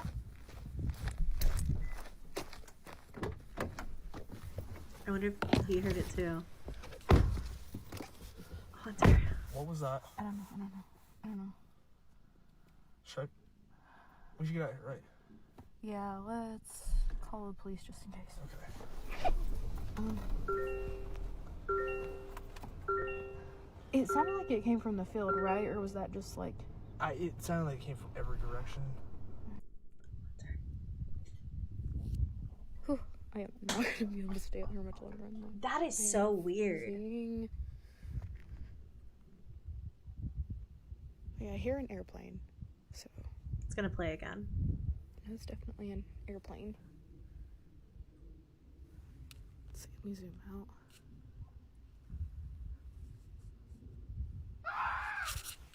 Okay.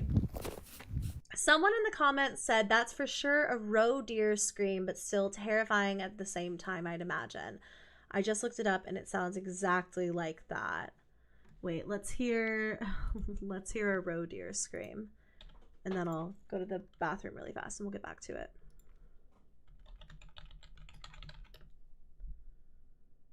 Barking roe deer. Roe deer. I don't want it to be too loud. I'm scared. It's 9 years ago. Maybe we're gonna get rickrolled. Okay, it's coming. Maybe. We'll see.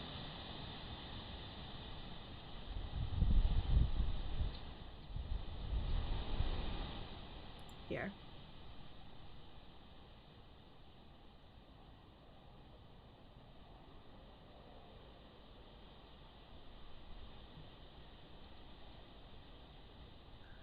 I'm so scared. This deer is about to jump scare the heck out of me.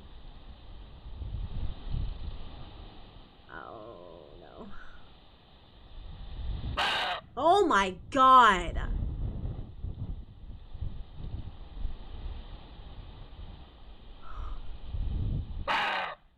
Okay, something is going on with the deer. I think that that's where I've gotten to. Is yes, it does sound like that. Something is going on with that deer or those types of deer. Whoa, that is so creepy. It does kind of sound like that.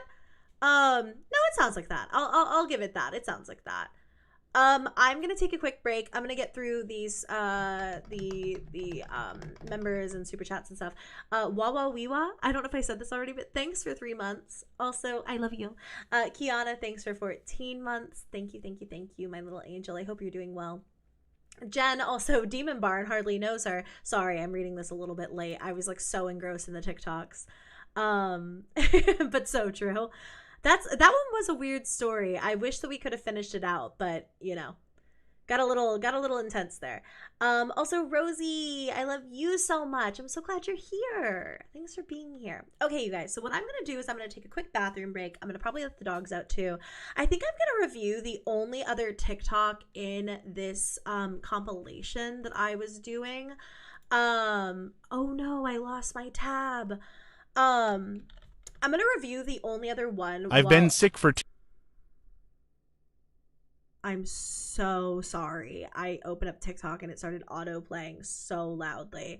What was I saying? Oh yeah, I'm gonna go review it really fast and see if it's like a little too dark, because I didn't really know where that other one was going.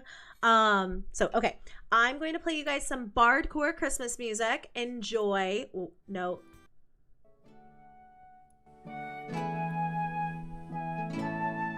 Yeah. All right, BRB.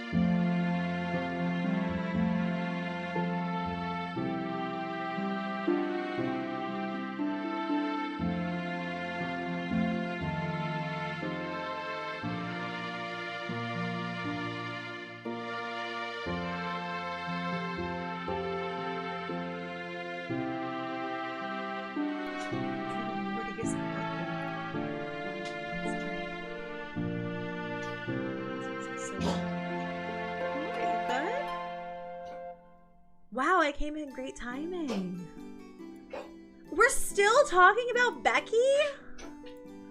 You alright, Mortimer? You get excited?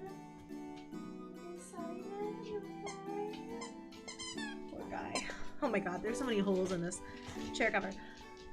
Thanks to those two, really. And Haunter. Morty, honey. Okay. Bye, Shy. I didn't know you were leaving, but bye.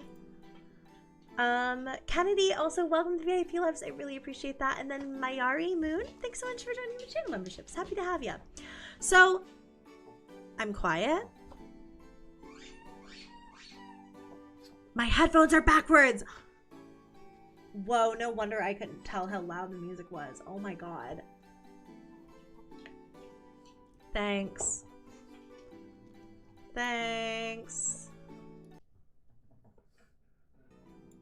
Okay, well now the music's really quiet. Sorry about that. Okay, so we are back, and I'm really glad that I took a minute to take a look at those other videos. So, give me 1 second here and we'll get back up. Oh my god, excuse me.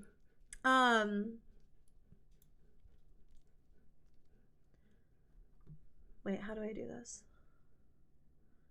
Oh, it was on, oh my god. Hello? Was that playing the whole time? No. I would have heard it when I came back. Okay. Sorry, it's so hard to sort out your tabs. Okay, so there are two videos that I kind of had a question mark about originally when I saw them.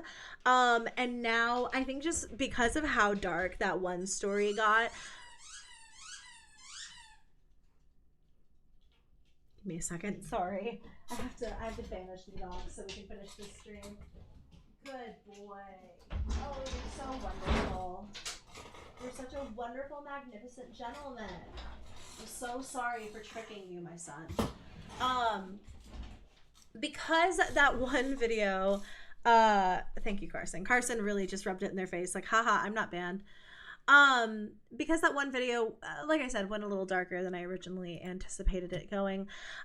There is this video from when boredom struck, and I think this is a really important video.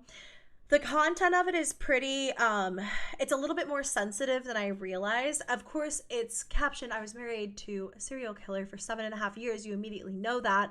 But her story is really important. It's getting out there about, you know, how she was married to this man and she's currently like fighting to get her son back, and just like the absolute hell that she was put through. I think it's an important watch. She does need help in getting the word out there. So if you feel like you can handle some darker themes, once again, it's When Boredom Struck. I'll still put her down below, even though I'm not going to watch the video here. I still think it's really important. And then the other one I wanted to show you was, I'll show you the beginning of this one, but it's captioned, could this be a case of demonic possession caught on police body cam? And when I first saw it, it was just this clip of this guy just randomly jumping. Hey, gosh, stop it's so right loud. now. Stop. Jumping. Relax. He just jumped John, from so the- you just jump from the banister again. Speak back. Relax. What's going on? Why are you jumping like that? So I watched it all the way through, and it's not so much that this one gets like really dark or anything like that, but I think this person is clearly going through something. The story here is that his parents called the police on him. He was being really erratic. When the officers came in, he literally jumped from this balcony to the floor, and then throughout the video, he just is trying to almost intimidate the officers. He'll kind of get closer, and he doesn't say anything, he just stares at them. He is probably on some sort of substance. If I had to guess from watching the full 3.5 minute video, it went really viral. It literally was posted 2 days ago. It's not that this one is really dark. It's just that it's 3.5 minutes of this guy just staring at the officer, and I think it's clear no, this is not demonic possession. It's just a guy who was in a very unfortunate situation, and it sounds like his parents had to make a really difficult calling the police, and he wasn't under arrest or anything. They were just detaining him for his own safety and as for his parents' safety. But I don't think, this is not like a spooky, scary thing. This is just a very sad thing that happened, and I just wanted to throw that out there. So 2 duds in this little list. But the only other one, okay, so we still have these 2. We have a glitch in the Matrix from Ashley Inc. again. And then I have this one from Miss Erin Els. Oh my god, I cannot read. Raina, how are you? Thanks so much for the 5 gifted. That's so kind of you. Welcome. Happy to see you. But it just says, help, there's something in my house. I need help. I took this video at like 2:30 this morning, and I don't know what to do. Okay. Oh god, something's in the bathroom. There's no way something is not in the bathroom downstairs. It's a really quiet video. I can barely hear anything.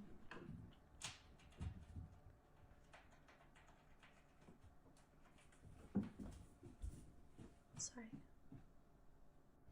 So now it's almost 8 a.m. I'm not positive, but I have to imagine whatever it was is still in there.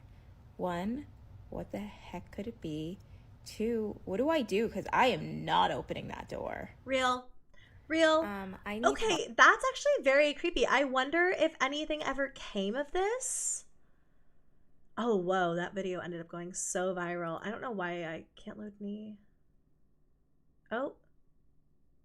Hello? Is my Wi-Fi working? Can you guys see me? Did the stream crash?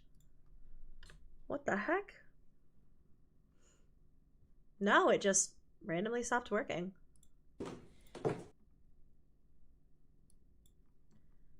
Good to hear, Raina. Glad to see you. Okay, so this person had complimented. This person had commented, do you have an outside window you can look in? All right, I think whatever was in there is probably still in there, so I'm gonna see if I can figure it out from the outside. There's a window down there, and that window hopefully has the shade up.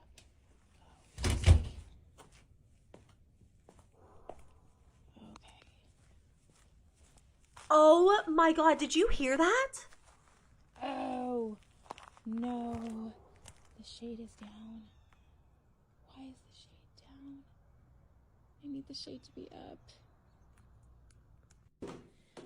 Alright, I think whatever was in there is probably still in there, so... It said, no, it isn't, and then the shade was not. Oh my god! I'm gonna see if I can figure it out from the outside.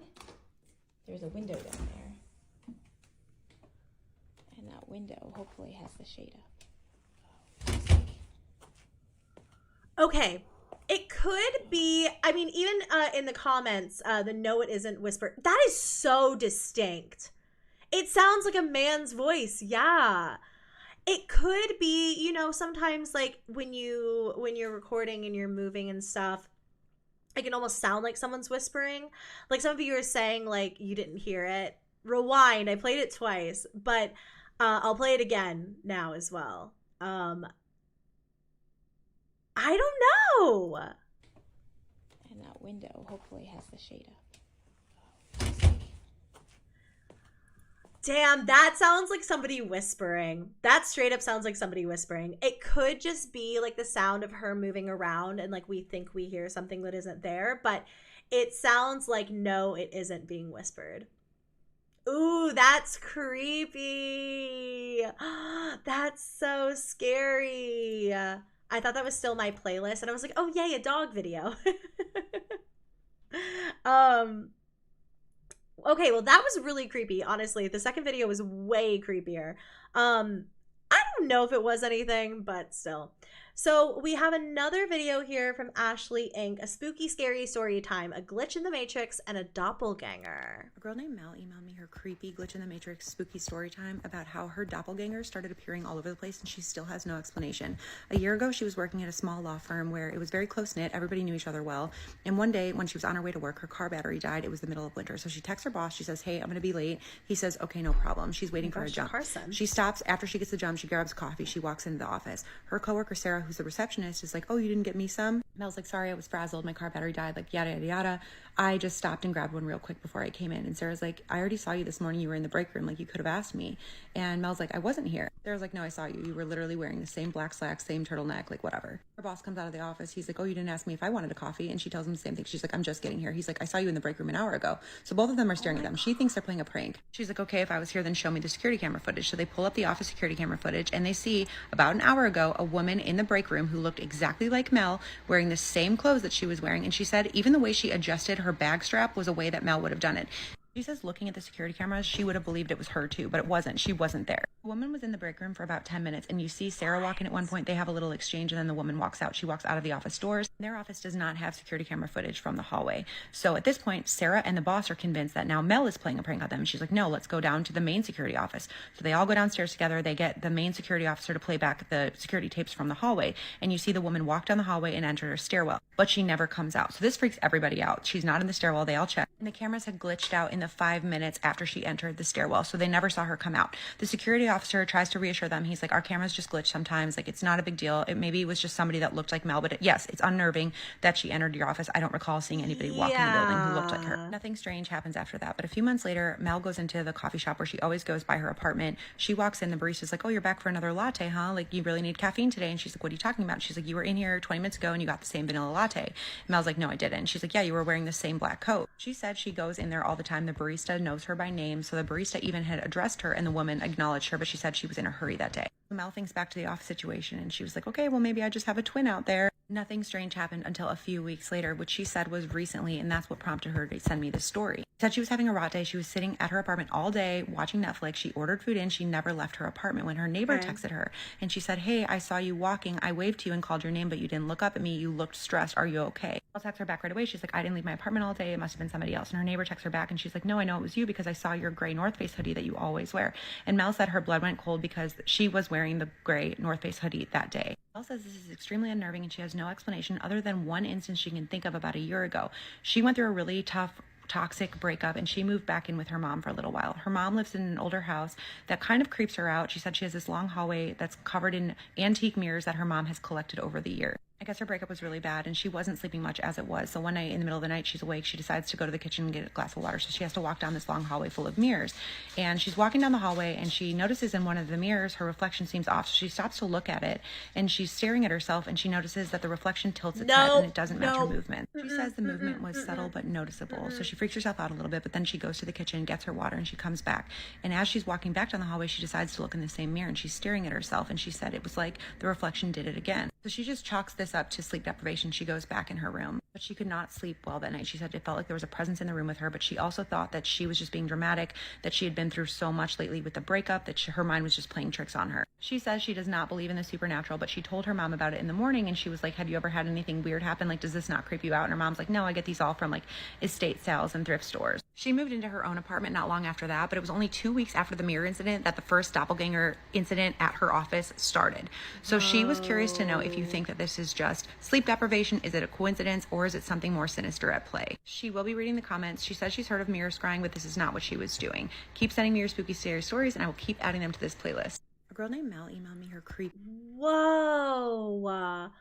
Oh my God. Like, one time you can think, okay, a random person walked into the office that looked like Mel. Of course, the coworkers thought it was her. You know what I mean? The rest of it, though, like, I mean, even that is like terrifying in itself. Like, what do you mean there was just a random person in the office building? Absolutely a doppelganger, though. Like, wearing the same clothes every single time. Well, I don't know what it was wearing in the office, but every single other time it's wearing the exact same clothes. How did the doppelganger play for the coffee? Her mom created a portal with all those mirrors facing each other. Listen, it happens. It happens. Man, that's weird. Whoa. Okay.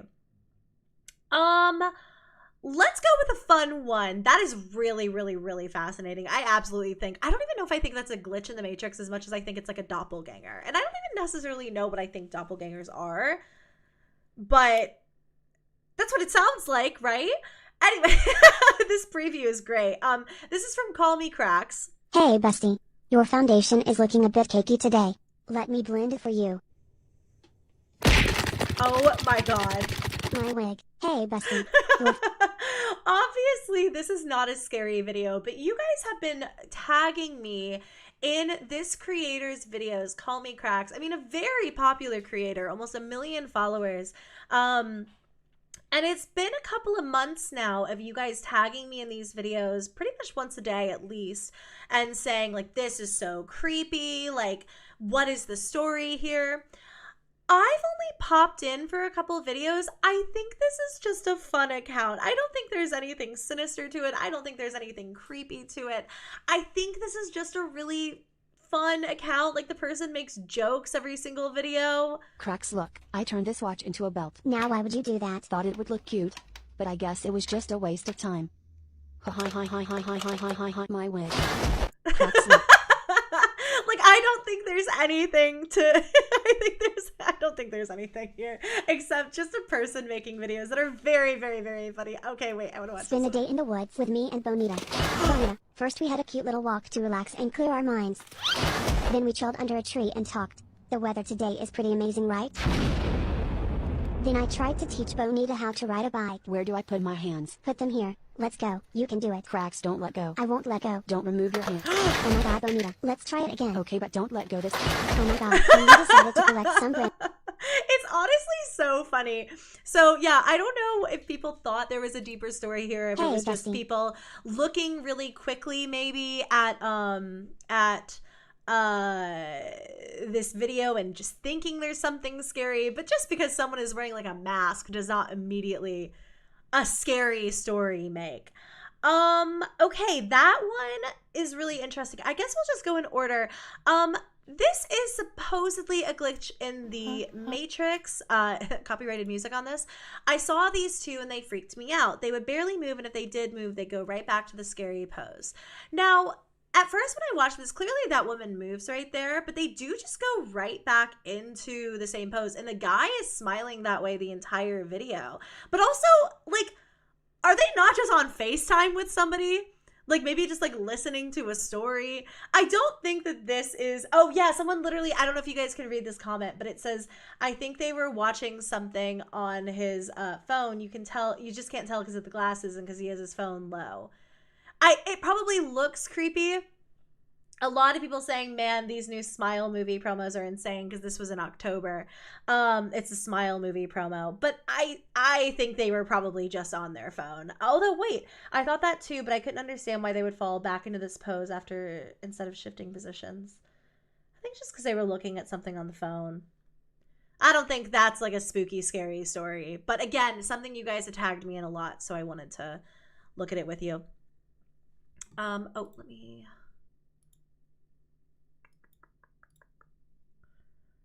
Okay, I'm all caught up. Cool. Slay. Okay, a lot of people have been talking about the fact that apparently the Pope is opening a bunch of portals on Christmas Eve. I'm gonna Google more about this after this video because I don't really know anything about this. I don't know if it's taken out of context. I don't know, like, if the Pope has said that he's just straight up opening 5 portals. But okay, this is from Grace X Digital as well. Not religious, I am spiritual, but is anybody else even in the slightest bit concerned about what the Vatican and the Pope are doing on Christmas Eve? Sir, why are you trying to open 5 spiritual portals that have never been opened before? Maybe there's a reason no one's tried to open them before. Why are you doing that? On this year, in this economy, after the fucking bingo card of a year that we've had? And then also you're going to live stream the Tomb of Lucifer that's under the Vatican on Christmas Day for people to see after you open these 5 spiritual portals. So what are you doing? Look, I'm not religious. Okay, first and foremost, I didn't know that tomb was a thing, but fascinating. What is going on at the Vatican? Okay, I'm Googling. Vatican opening portals. Yeah, okay. Fact check. Pope Francis is not opening 5 sacred portals on Christmas Eve for never before performed ritual. Pope Francis is only opening, oh, sorry guys, it's not 5, it's just 1 sacred portal this year on Christmas Eve. The other 4 will be opened over the following days and weeks up until January 5th. The ritual of opening holy doors, symbolic locations that are opened at the start of Jubilee or Holy Year, has been performed since 1423. The only first is happening in 2024 is the opening of a holy door. So it sounds like, okay, I guess that I don't know if it came from X. I don't know where it came from. But Jubilee describes the holy doors as the most powerful sign of the Jubilee, since the ultimate aim of the pilgrim is... I don't know what this is. I don't know what any of this means. I'm not going to even keep saying anything because I actually have no idea what any of this means. But okay, so the portals are opened every single year. The portals are just opened every single year. Cool. Got to the bottom of that one real quick.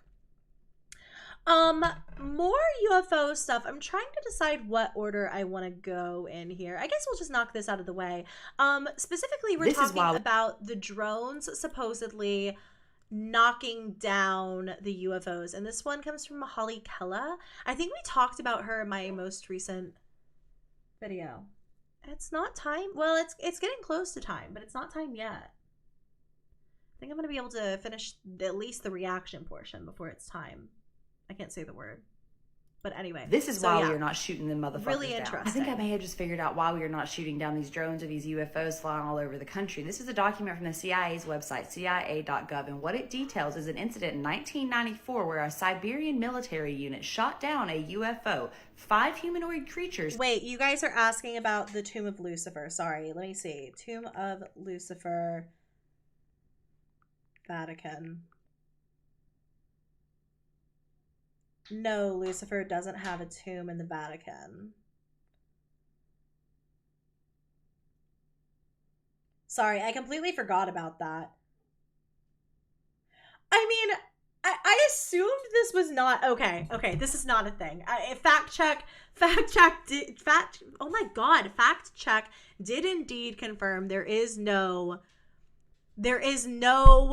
tomb beneath the Vatican of Lucifer. Anyways, back to UFOs. Okay. Unit shot down a UFO. 5 humanoid creatures came out of this shot down UFO and came at the soldiers, but they came at them in a very special way. It is stated in the testimonies of the 2 soldiers who remained alive that after freeing themselves from the debris, the aliens came together and then merged into a single object that acquired a spherical shape. That object began to buzz and hiss sharply and then became brilliant white.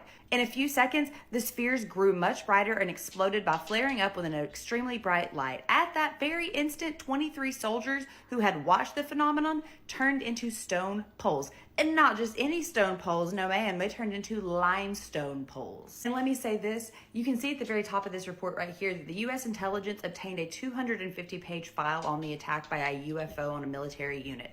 And then a CIA representative stated that if the CIA file corresponds to reality, this is an extremely menacing case. The aliens possess such weapons and technology that go beyond all our assumptions. This is why we are not shooting them motherfuckers down. I think I may have just figured out why we are not shooting down these drones or these UFOs flying all over the country. This is a document from the CIA's website, cia.gov, and what it details is an incident in 1994 where a Siberian military unit shot down a UFO. 5 humanoid creatures came out of this shot down UFO and came at the soldiers, but they came at them in a very special way. It is stated in the testimonies of the 2 soldiers who remained alive that after freeing themselves from the debris, the aliens came together and then merged into a single object that acquired a spherical shape. That object began to buzz and hiss sharply and then became brilliant white. In a few seconds, the spheres grew much brighter and exploded by flaring up with an extremely bright light. At that very instant, 23 soldiers who had watched the phenomenon turned into stone poles. See, that's where I was like, someone in the chat said, I already feel like a limestone pole. That was the part that I was like, wait, what? Okay, this is crazy. I mean, just because there's a CIA document on it, even in the title, it says alleged. I don't think the CIA is saying that this happened. Maybe we just have to take down, or I don't know, maybe they need to take down this kind of stuff. I don't know. Turning into stone is not just a fictional term in a book. This is so interesting. What?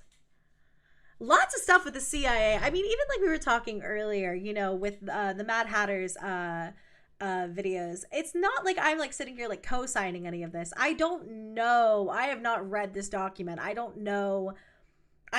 But she sounds pretty knowledgeable, and she sounds really sure of this story. I don't necessarily know. I don't know. I actually have no idea. I have no idea. Can you imagine being the guy who, or the two guys who survived from that? Crazy. Okay. Yeah, we'll just go in order. So this is a really, participating in this activity could get you or others hurt. That's a great, my comment is up here. You can't even see it.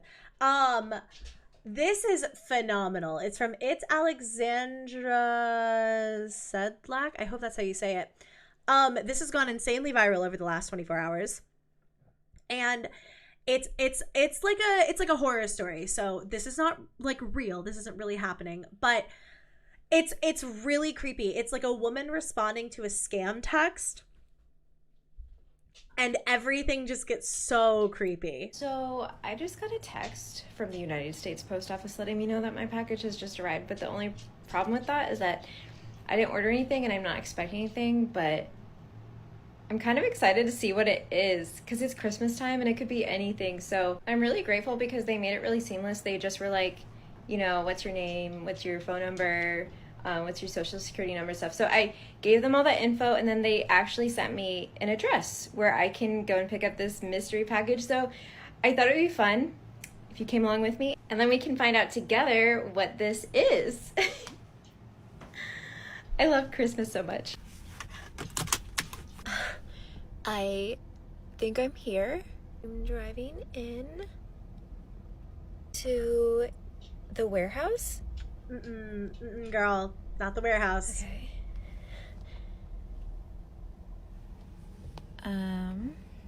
It's interesting. I guess I didn't know what to expect. It's kind of weird.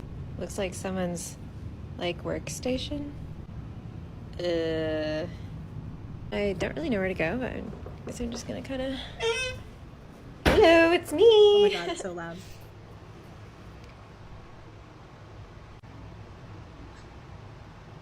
Should I go in the door?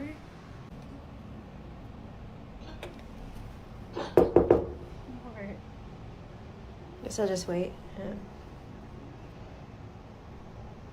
I guess I could just go in.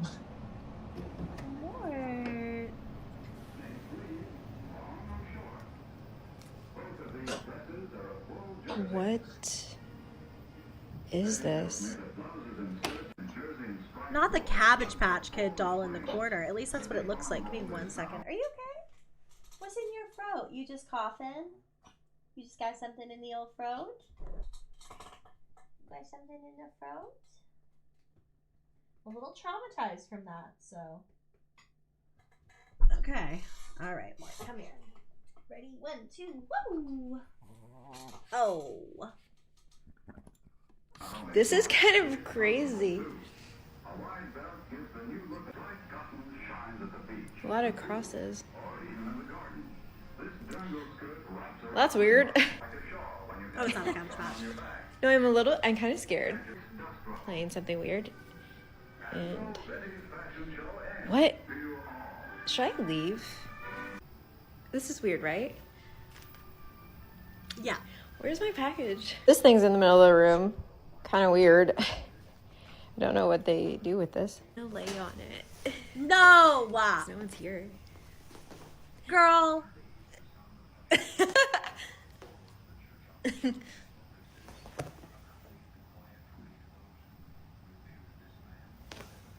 you just hear that? I feel like I should go. You know what this room is kind of reminding me of?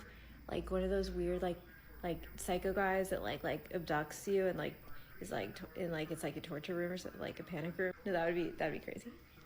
So I just got a text from the United States. Absolutely incredible. As of today, when I was pulling these TikToks, yeah, there's no update or anything. So this poster, oh, maybe I don't know. Maybe I imagined this. I could have sworn, okay, yeah, I don't know why. Oh yeah, satire. That's why I was like, okay, I know for a fact this is not real. And someone even said in chat, you may have missed it, but I was saying like it's definitely like a storytelling thing. I think it says part 1 though.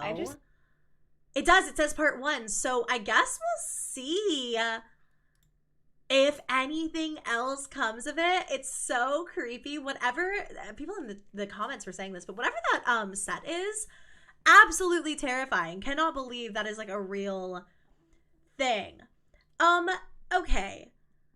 I'm trying to decide how much of this one I want to show you. Well, it's not that like anything too crazy happens in it, but it's just kind of drawn out, if that makes sense.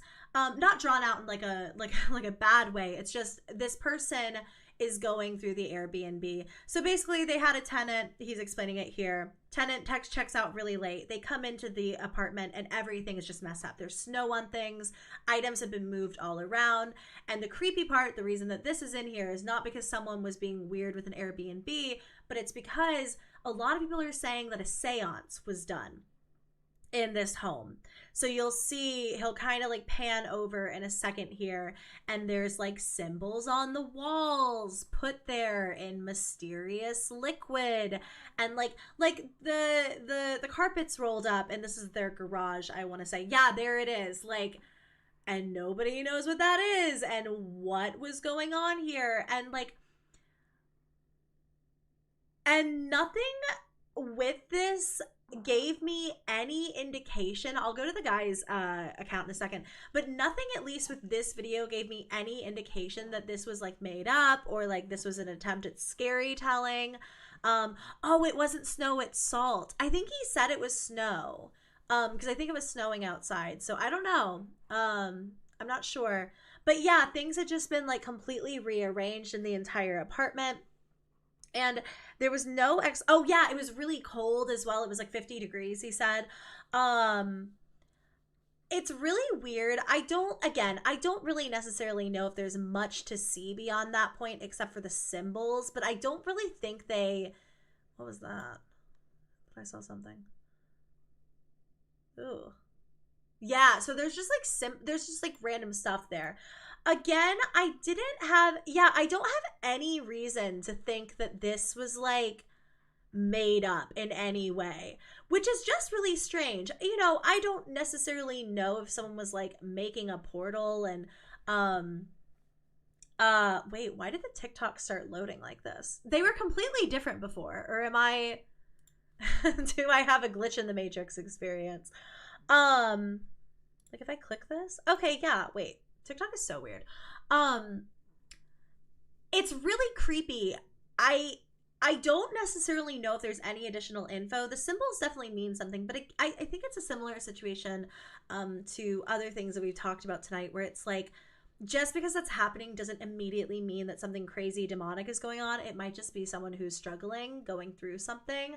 So I didn't necessarily know if we wanted to watch the whole thing. But this video from Sassy Cali Girl 2003 has been in my favorites for so freaking long.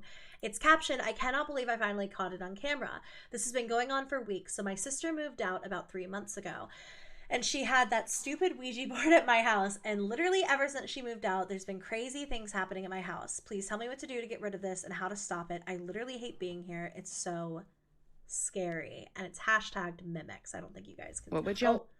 Well, I'm gonna grab that. Oh my gosh. Okay. You guys, I'm fucking freaking out. Okay, my son is gone. He's not home. He's at a party. Yeah, I know I look like shit. I don't care. I just got woken up. You're fine, girl. You look amazing. There's been a mimic here for a couple weeks. When my daughter's not here, I hear her say my name and she's not there. I ignore it because I know it's a mimic. I have seen it on here. My daughter's home, but my son's not home. My son is the only one that lives upstairs. The only one upstairs. All night since he's been gone, I keep hearing like the door close. Like it'll just shut. But It just went silent. Sorry. So anyway, so okay. My son's not home, but I keep hearing the door shut. But there's nobody up there. There's nobody up there. I'm gonna see if I could try to. And let me take you guys. I'll take you guys up there and show you there's nobody up there. But let's see if we can catch it.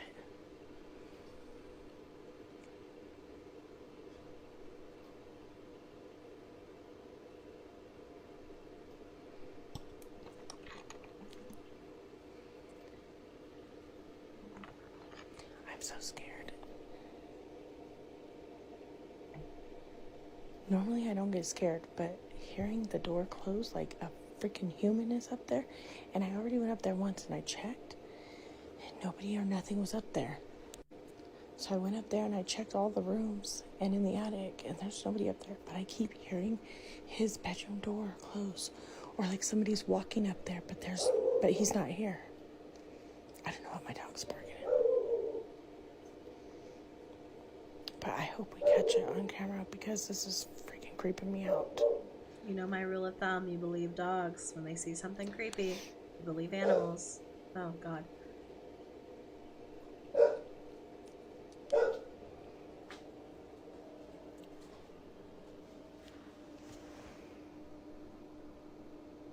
I'm at the stairs right now.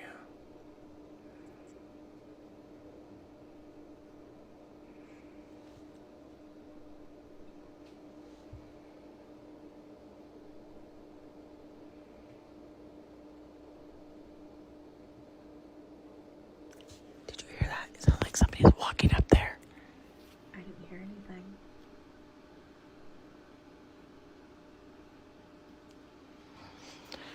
Bro, my fucking eyes are watering. I didn't hear anything. This is scaring me. Hold on. Oh my God, as soon as I stopped it, I heard it. Fucking shit.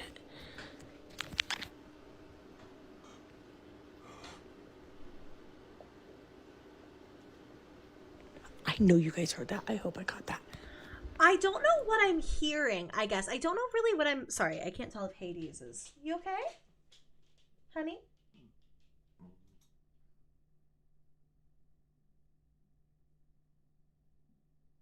Hades is throwing up, you guys. I'll be just a second. Sorry. Oh, my baby. What's wrong?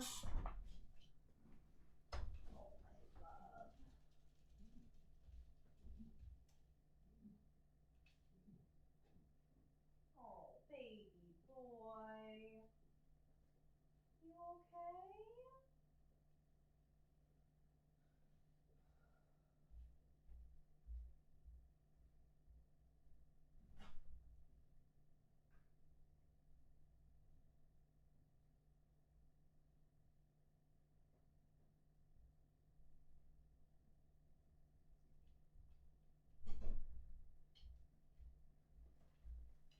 My love.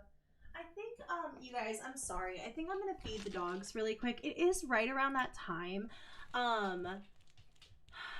Man, he's making me nervous, especially after what happened with Anne. But it's about that time, and I can't tell if he's just really hungry or, like, what's up. You want supper? You want supper? I'm gonna see if he wants his dinner. I'm gonna see if that's what's up. Sorry, you guys. I'm just gonna put you on a brief pause, and I'll be back.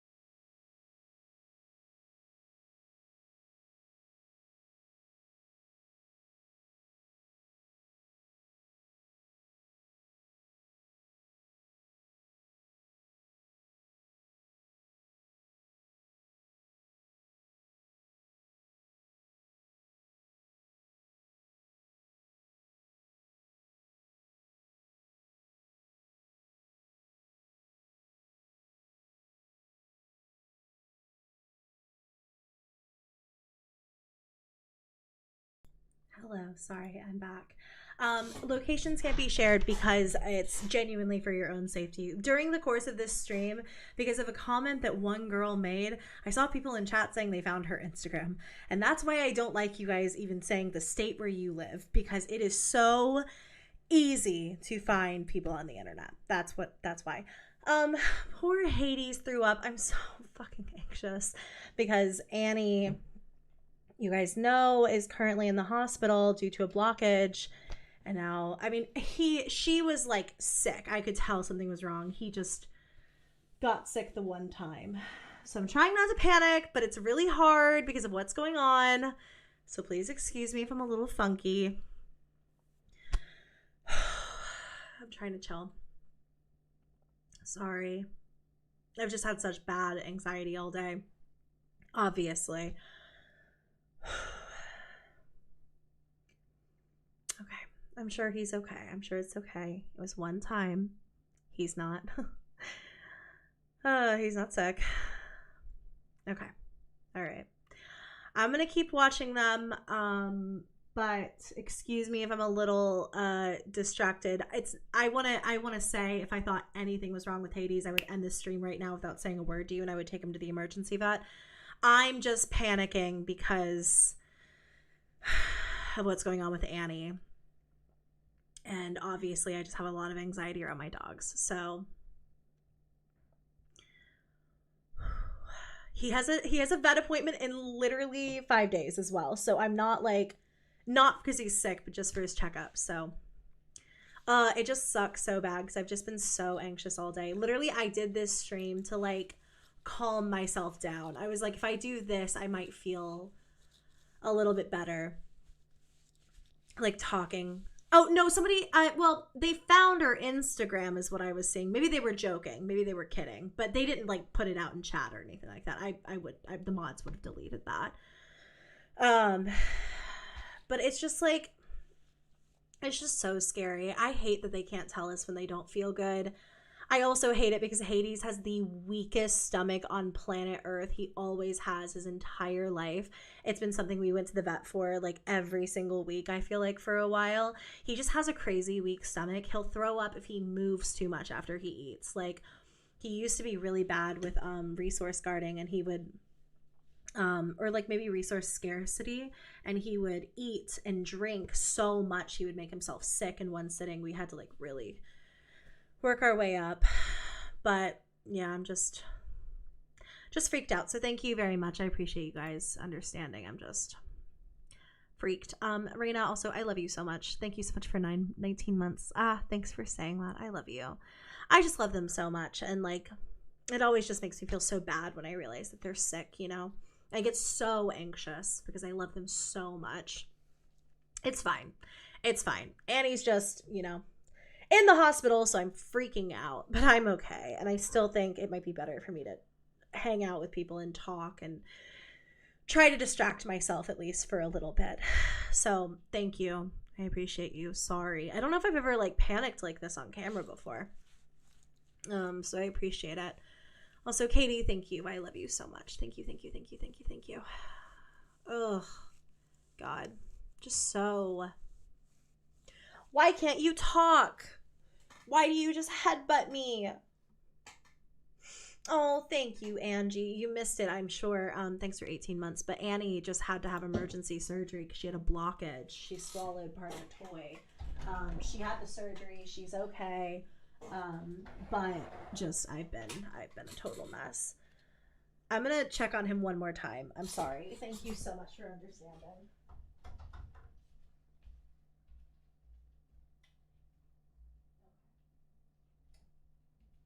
Yeah, he's eating his supper.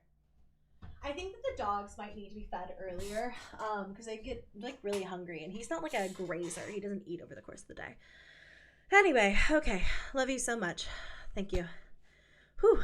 Oh, this is not panicking, Kaylee. This is I'm holding it in because I took my Wellbutrin before this stream. So I'm a little bit more stable, but I've been having heart palpitations all day. I've been such a mess. I literally have been sobbing, screaming, crying. It's been. But you know what? There's 11 concurrent viewers right now, so I'm going to take that as a sign that all is well.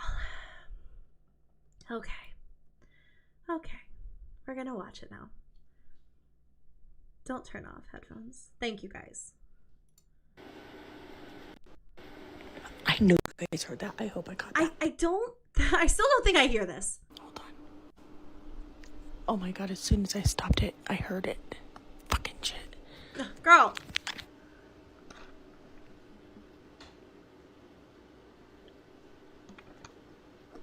I know you guys heard that. I hope I caught that. I didn't hear anything.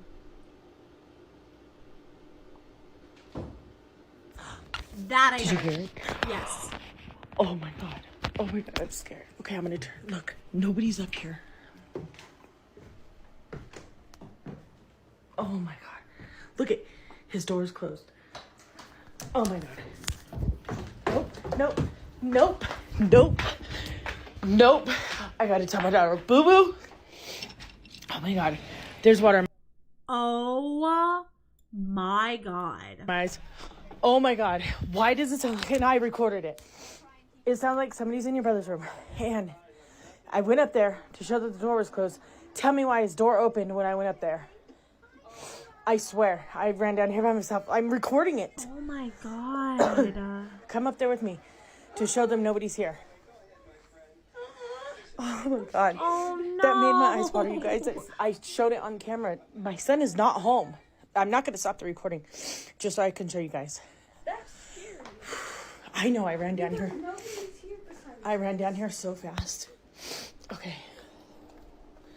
Oh my god, that scared me. And it sounds like somebody's walking around up there and I got it on recording. Yes, hold me. Look at his door is moving. Okay, we're gonna go up there and I'm gonna show you guys nobody is in his room. He is not here. Turn your flashlight on. Whoa, that is weird. Come up here so you can point it to show nobody's in the room. If that was an actual, I mean, I'm sure that this happens so much, but if that was an actual intruder just sending your kid in there before you. Look. Look. Nobody's in here. Dang. Nobody. Look, you guys literally, you seen that in real time with me. Oh my god. Oh my god, I'm freaking out. Oh, that's crazy. I told you guys. And there's been that mimic. And my daughter has heard it when I'm not here. It says my name, or it says her name in my voice when I'm not here. And it says my name in her voice when I'm not here. Or when she's not here. And now that's happening. Look at my dog. Well, fuck no. Fuck no. Oh my god, it opened again. Oh my gosh. Oh my gosh, that's crazy. I don't know. Hi, sweet guy. You feeling okay?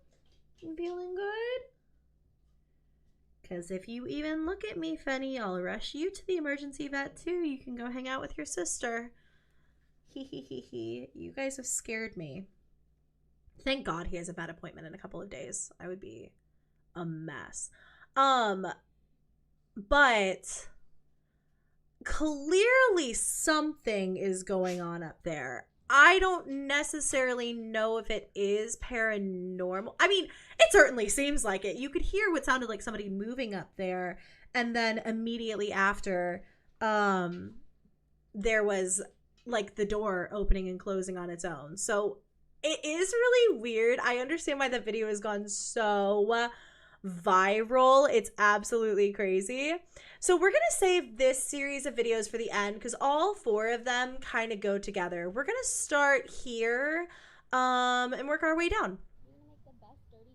Oh, this is really quiet. So this is from Maggie Potamus, and she says we were doing the ghost photo shoot in the forest of south of Amsterdam, sorry, when something super creepy happened. You gonna make the best dirty ghost? You gonna make the best dirty ghost? It's so quiet. I, for some reason, can't make it any louder for you guys. I'm gonna turn it all the way up. So. You gonna make the best dirty ghost? You gonna make the best dirty ghost? Whoa. Oh my god.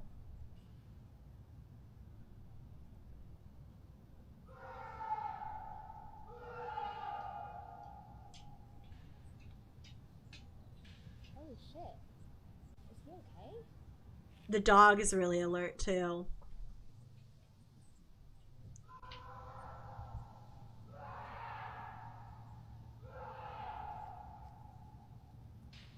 Are you okay?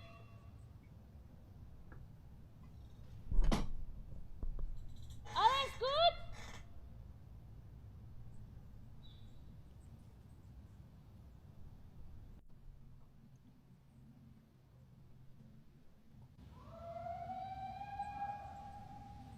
That kind of sounds like an animal. You gonna make the best dirty ghost? So I really don't want this next video to be super, super, super loud. So I had seen this, and there is a second video that this poster created, basically saying, oh my god, her dog is so cute. My first thought so when I this was the other video, which is her talking about like, what would you have done in that situation? I guess that somebody had commented and said like, you know, this is fake because you didn't run for your life, essentially. My first thought when I heard his screaming was like, that's what I would sound like if I was hiking with my dog and she dropped dead. Like, I would be screaming that deep, visceral scream of like, holy fucking shit, oh my god, someone help me, right? Then I thought, okay, maybe he's just in significant pain. Like, that was a visceral scream. That was not a fake scream. So my first reaction when I hear someone screaming like that is I want to go to help them. And I know that that doesn't make sense because I'm a very small woman alone in the forest, but I don't know, it's ingrained in me. Like, my mom was an ER doctor, so like, she always ran towards people who were suffering or in pain, and like my dad even once like ran into a burning building on a walk and saved someone. Like, it's just in my DNA. Additionally, I used to be an EMT, so like when I hear someone screaming like that, I want to help if I'm able to. So logically I understand that everyone was like, you should leave. I would have left, but also like, I don't know, it makes me wonder if that was me screaming in the woods, would anyone have come for me? Would any, like, no one else stopped. No one else. My first thought when I heard his screaming was like, That's why, like, people have been talking about how you don't scream fire, you scream mom if you need help. Because every single woman will stop to look at you. And I will be in a bathroom stall and I will hear someone say, mom. And it's something in my brain, dude, just immediately is like, what? Like, I'm looking, I'm like making sure I know, I'm so alert. So, but I mean, it's really, really, really creepy. The video went super viral, and then she also posted this that I was watching all the way through, and this is, okay, so this was the comment I was talking about. Sorry, the other video was her just saying, like, what would you have done in that situation, I guess. This person said stage, any normal person would be running, and so it's the same thing. You hear the screaming. I don't know why this video is so quiet, but basically it's the exact same clip, it's just extended. The dog is really alert. You know, she's yelling, do you need help? And then from here, what ends up happening is, yeah, from here what ends up happening is just like they end up doing the photo shoot. She like stays put. And then there's like a runner that comes through here, but the runner doesn't seem like phased or anything in any way, shape. Wow, that scream had to be pretty far away because that plane was really loud. But it's weird. I mean, I think the smacking or cracking before the screams is what's really scaring me. You okay? Hey. You okay? I like you in here with me. Okay. I like you where I can see you. Thank you. Yes, sir. Yes, sir. You know, I don't know. I think that what I've learned, somebody had commented this earlier, I think that what I've learned is that animals make a lot of really, really weird noises. We've heard it tonight even. So I don't know. That did sound really human. I really hope whoever that was is like okay. But there hasn't been any update on it since, as far as I know. So the only other video that I have to show you before we get into this final like little mini series that all goes together is this is from Brooke So Basic, and Brooke actually had one of the most viral glitch in the Matrix stories back in the day. And by back in the day, I mean like a year ago. She was the one who, do you guys remember the one about the water bottle? What people where saw suddenly in this picture she was is like, what led them to believe. She like, yeah, it's this one. So what happened was I bought 2 water bottles. Oh my like god. this. Haku. It's okay. I have a little basket. I put both of the water bottles in. They were ice cold, like right out of the fridge. I opened it up and I started chugging it. Put the cap back on, set it back into my stroller, wiped my mouth because I had hella water dripping off my chin. And I'm here with like my mom and my kids, my husband, and my daughter comes out and she's like, you guys didn't pay for my stuff. So everyone starts freaking out, like, you know, she's having like a whole little fit. I go to take another drink. I reach to grab my water and I notice that it's full still. So I grab the other water and I notice that it's full. So I'm thinking maybe the pressure from like the heat and it being open, maybe it kind of like suctioned back up and looked full. So I start trying to twist the caps open. They're both fucking sealed. I'm in absolute disbelief. So I'm thinking maybe my husband bought the same water and he took mine because it was opened already and he was just gonna like share with me. I don't like sharing drinks and I'm hella frustrated with him. So when he came out the store, I was like, give me back my water, fool. Don't be drinking all my water like that. He was like, I don't even have a water. Like, I got a candy bar. I'm like, so it was one of like the most viral glitch in the Matrix TikToks I've personally ever seen. So that was where I knew her from. And I think she makes creepy content now. I've definitely seen some of her other TikToks as well. And she says, can you see it? It's the only thing here. I'm so confused why it keeps doing this. I hate that it's not all in the same format. Like, I don't understand why it randomly changes. What people saw in this picture is what led them to believe that ghosts are real. When you look at this picture, what do you see? Oh my god. It just Sorry. What people saw in this picture is what led them to believe that ghosts are real. When you look at this picture, what do you see? It just looks like a picture of a man having a picnic, sitting on a bench with his child at the park. The guy in this picture's name is Christopher. His wife was the one holding the camera and taking this picture. They didn't think anything of it. He posted the picture on his Facebook page, and that's when people noticed something in the picture and had so many questions. God, I have chills. Zoom in, take a look around. Can you see it? It's the lady on the left. It looks like there's a woman in the top left corner of this picture. Christopher and his wife both confirmed that it was just the three of them at the park this day, and they didn't notice anything when she took the picture. This is where it takes an interesting spin, because just a year before the picture was taken, this woman went missing in the same area. She was later found deceased inside of the pond. Some people said that this figure in the top left corner has an eerily similar resemblance. What do you think about this? What people saw in this picture is what... I think the last part might be a bit of a stretch. I think it just looks like a woman. There's, like, you cannot distinguish enough features for that. But that is absolutely terrifying, whatever it is. Especially because if you look at it, it looks like she's, like, looking down at the dad and the son. It's like she's, like, watching them. Just, like, hanging out, watching them. Someone in the comments said it's called Photoshop. That is true. You know, this photo isn't necessarily real, but if we're believing the story that came with it, which I don't know why we would have, I guess for this Hey, Haunter, can you get your big fat butt down? You are going to unplug the Wi-Fi. You're going to unplug it. I can feel it. He loves it. Literally loves the Wi-Fi box. It's crazy. I don't know. I mean, like I said, creepy. Absolutely really weird, really creepy. It gave me goosebumps to see it. I don't know what a rational explanation could be. Because like they said, there's no one there, but I don't know. Hades, we're not playing right now. You just ate your supper. So those videos are all the ones I wanted to share with you. And then this is kind of a little mini series of videos I wanted to show you. They come from SFM or SF McGuire. Sorry, Samalama Ding Dong. Love that so much. And this poster, well, you'll just see for yourself. It's really interesting. It went insanely viral. It literally has 1 million likes. Like, I feel like you guys have probably heard of this. What would y'all do if your kid came to you and said, hey, there's a little girl that comes to my window with a scary face every single night. She's asking me to go outside and play with her, but I don't want to. What should I do? Unfortunately, I know what I would do, because I did it. When it started, my daughter just said their little girl was coming to her window, and she would have random details, but it wasn't specific or scary. Then it started to get a little fucking spooky, and my daughter was like, Mommy, the girl with the really scary face is coming to my window telling me I have to go outside and... What would y'all do?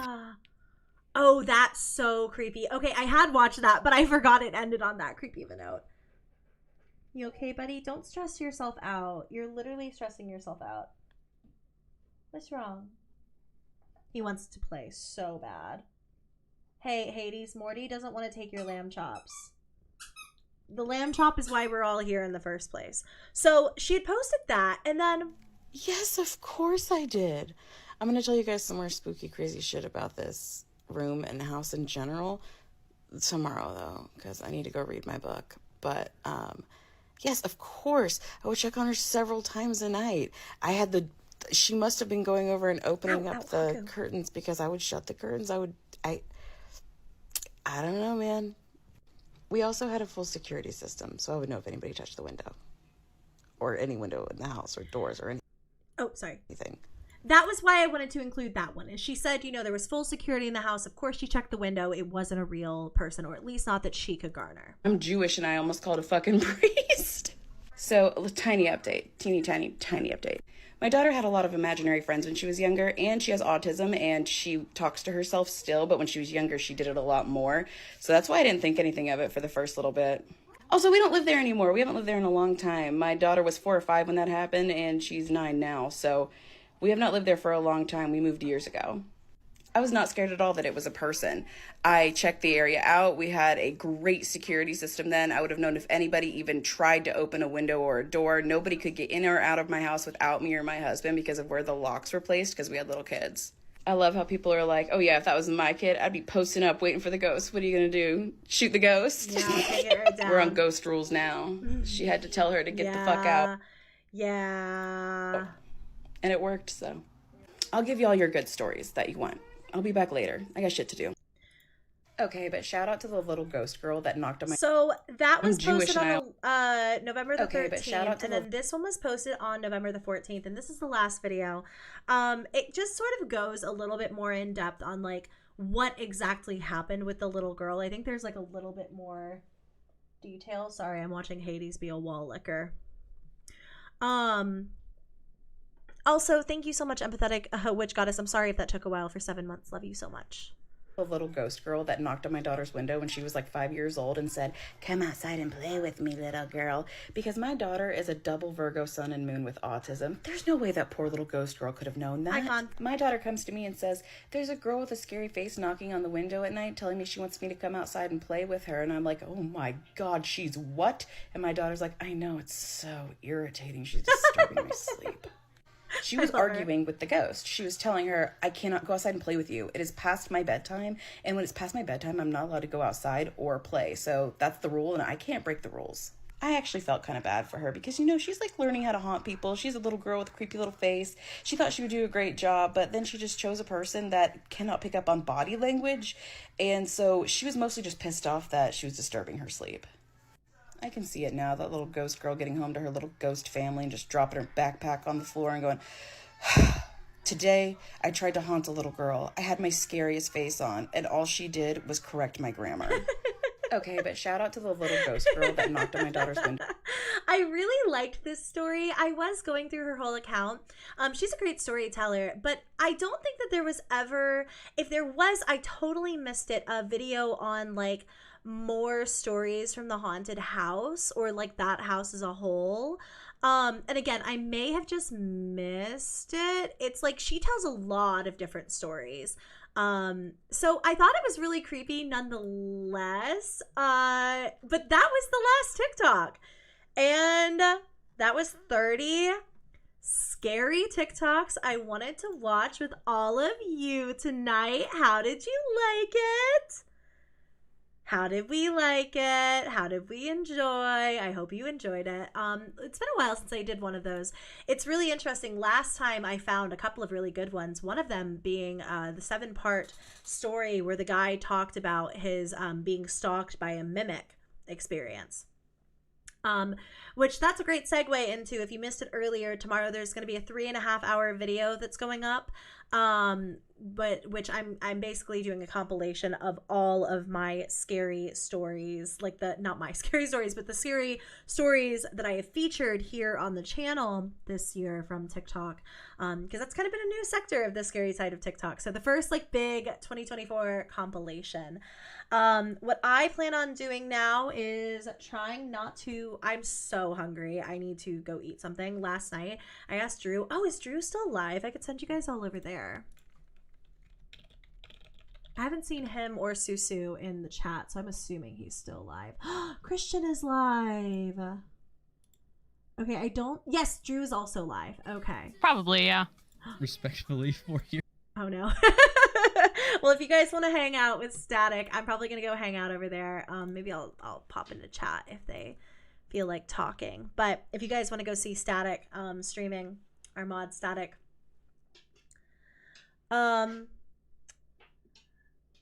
Ooh, interesting, Lilac. Yeah, there's been a lot of really good anomalies games recently. I've seen Exit 8 I haven't heard of yet. I think he's feeling okay. But I have heard there's this one about cabins. I should just do like a big like, oh my god, there's so much Haku hair flying up. Can you link us to the stream on Static? I just did, but I will do it again. Here you guys go. If you guys want to go hang out with Static. Was I just saying? It's already gone. I'm so tired. Oh, I was talking about games. I don't know when we're going to play Backrooms again. It was honestly really hard last time. Also, Average Psycho, of course, please let your husband know that he is so loved. That's very kind of you.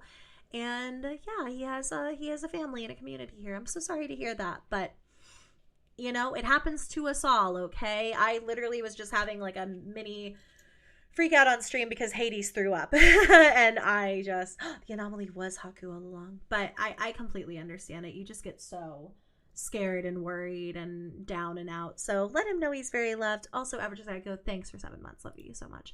But I plan on getting out of here, maybe go hang out with the gang. At least I'm gonna go hang out in Static's chat. If you guys want to multitask as well, I won't pick favorites. If you guys want to multitask, do 2 streams at once, maybe that's what I'll do. You guys can go and check. Okay, you cannot make a spear with scissors. That's good to know. That's Christian. I don't know what the heck he's doing. So so that's my brother. My brother and my husband. not order, my husband and my brother. Static and Christian are both on Twitch, although Christian is streaming on YouTube tonight as well. So if you want to search him up under the same username. But yeah, go hang out with them. I'll probably be in the chat. I'm going to hang out with the dogs. I'm going to reheat. Oh yeah, I was hanging out with Static last night. And I was like, I was so freaked out. He and Susie were with me as I was, and CG were with me as I was figuring out like what was going on with Annie. Like they were the ones who, I got the call and they were like, yeah, we've got to do a surgery on her. And I was freaking out. And I was like, I need to eat something. I was at the vet all day from 11 until 6 and I came home and I was a mess. So he was like, you should order hibachi. So I have hibachi in the fridge that I'm going to eat. But yeah, I'll see you guys tomorrow with a mega video. And yeah, thanks so much for watching. I really hope you guys enjoyed tonight's stream. Go check out Christian and Static. That's Christian. And then I'll repost Static again. If you guys want to go and see them multitask a little bit. Christian's also on YouTube, like I said. I wonder if I can @ him. I know, Hades. All right, well, I can't @ him. But yeah, love you guys. Thanks for hanging out. Okay, bye-bye. Love you so much.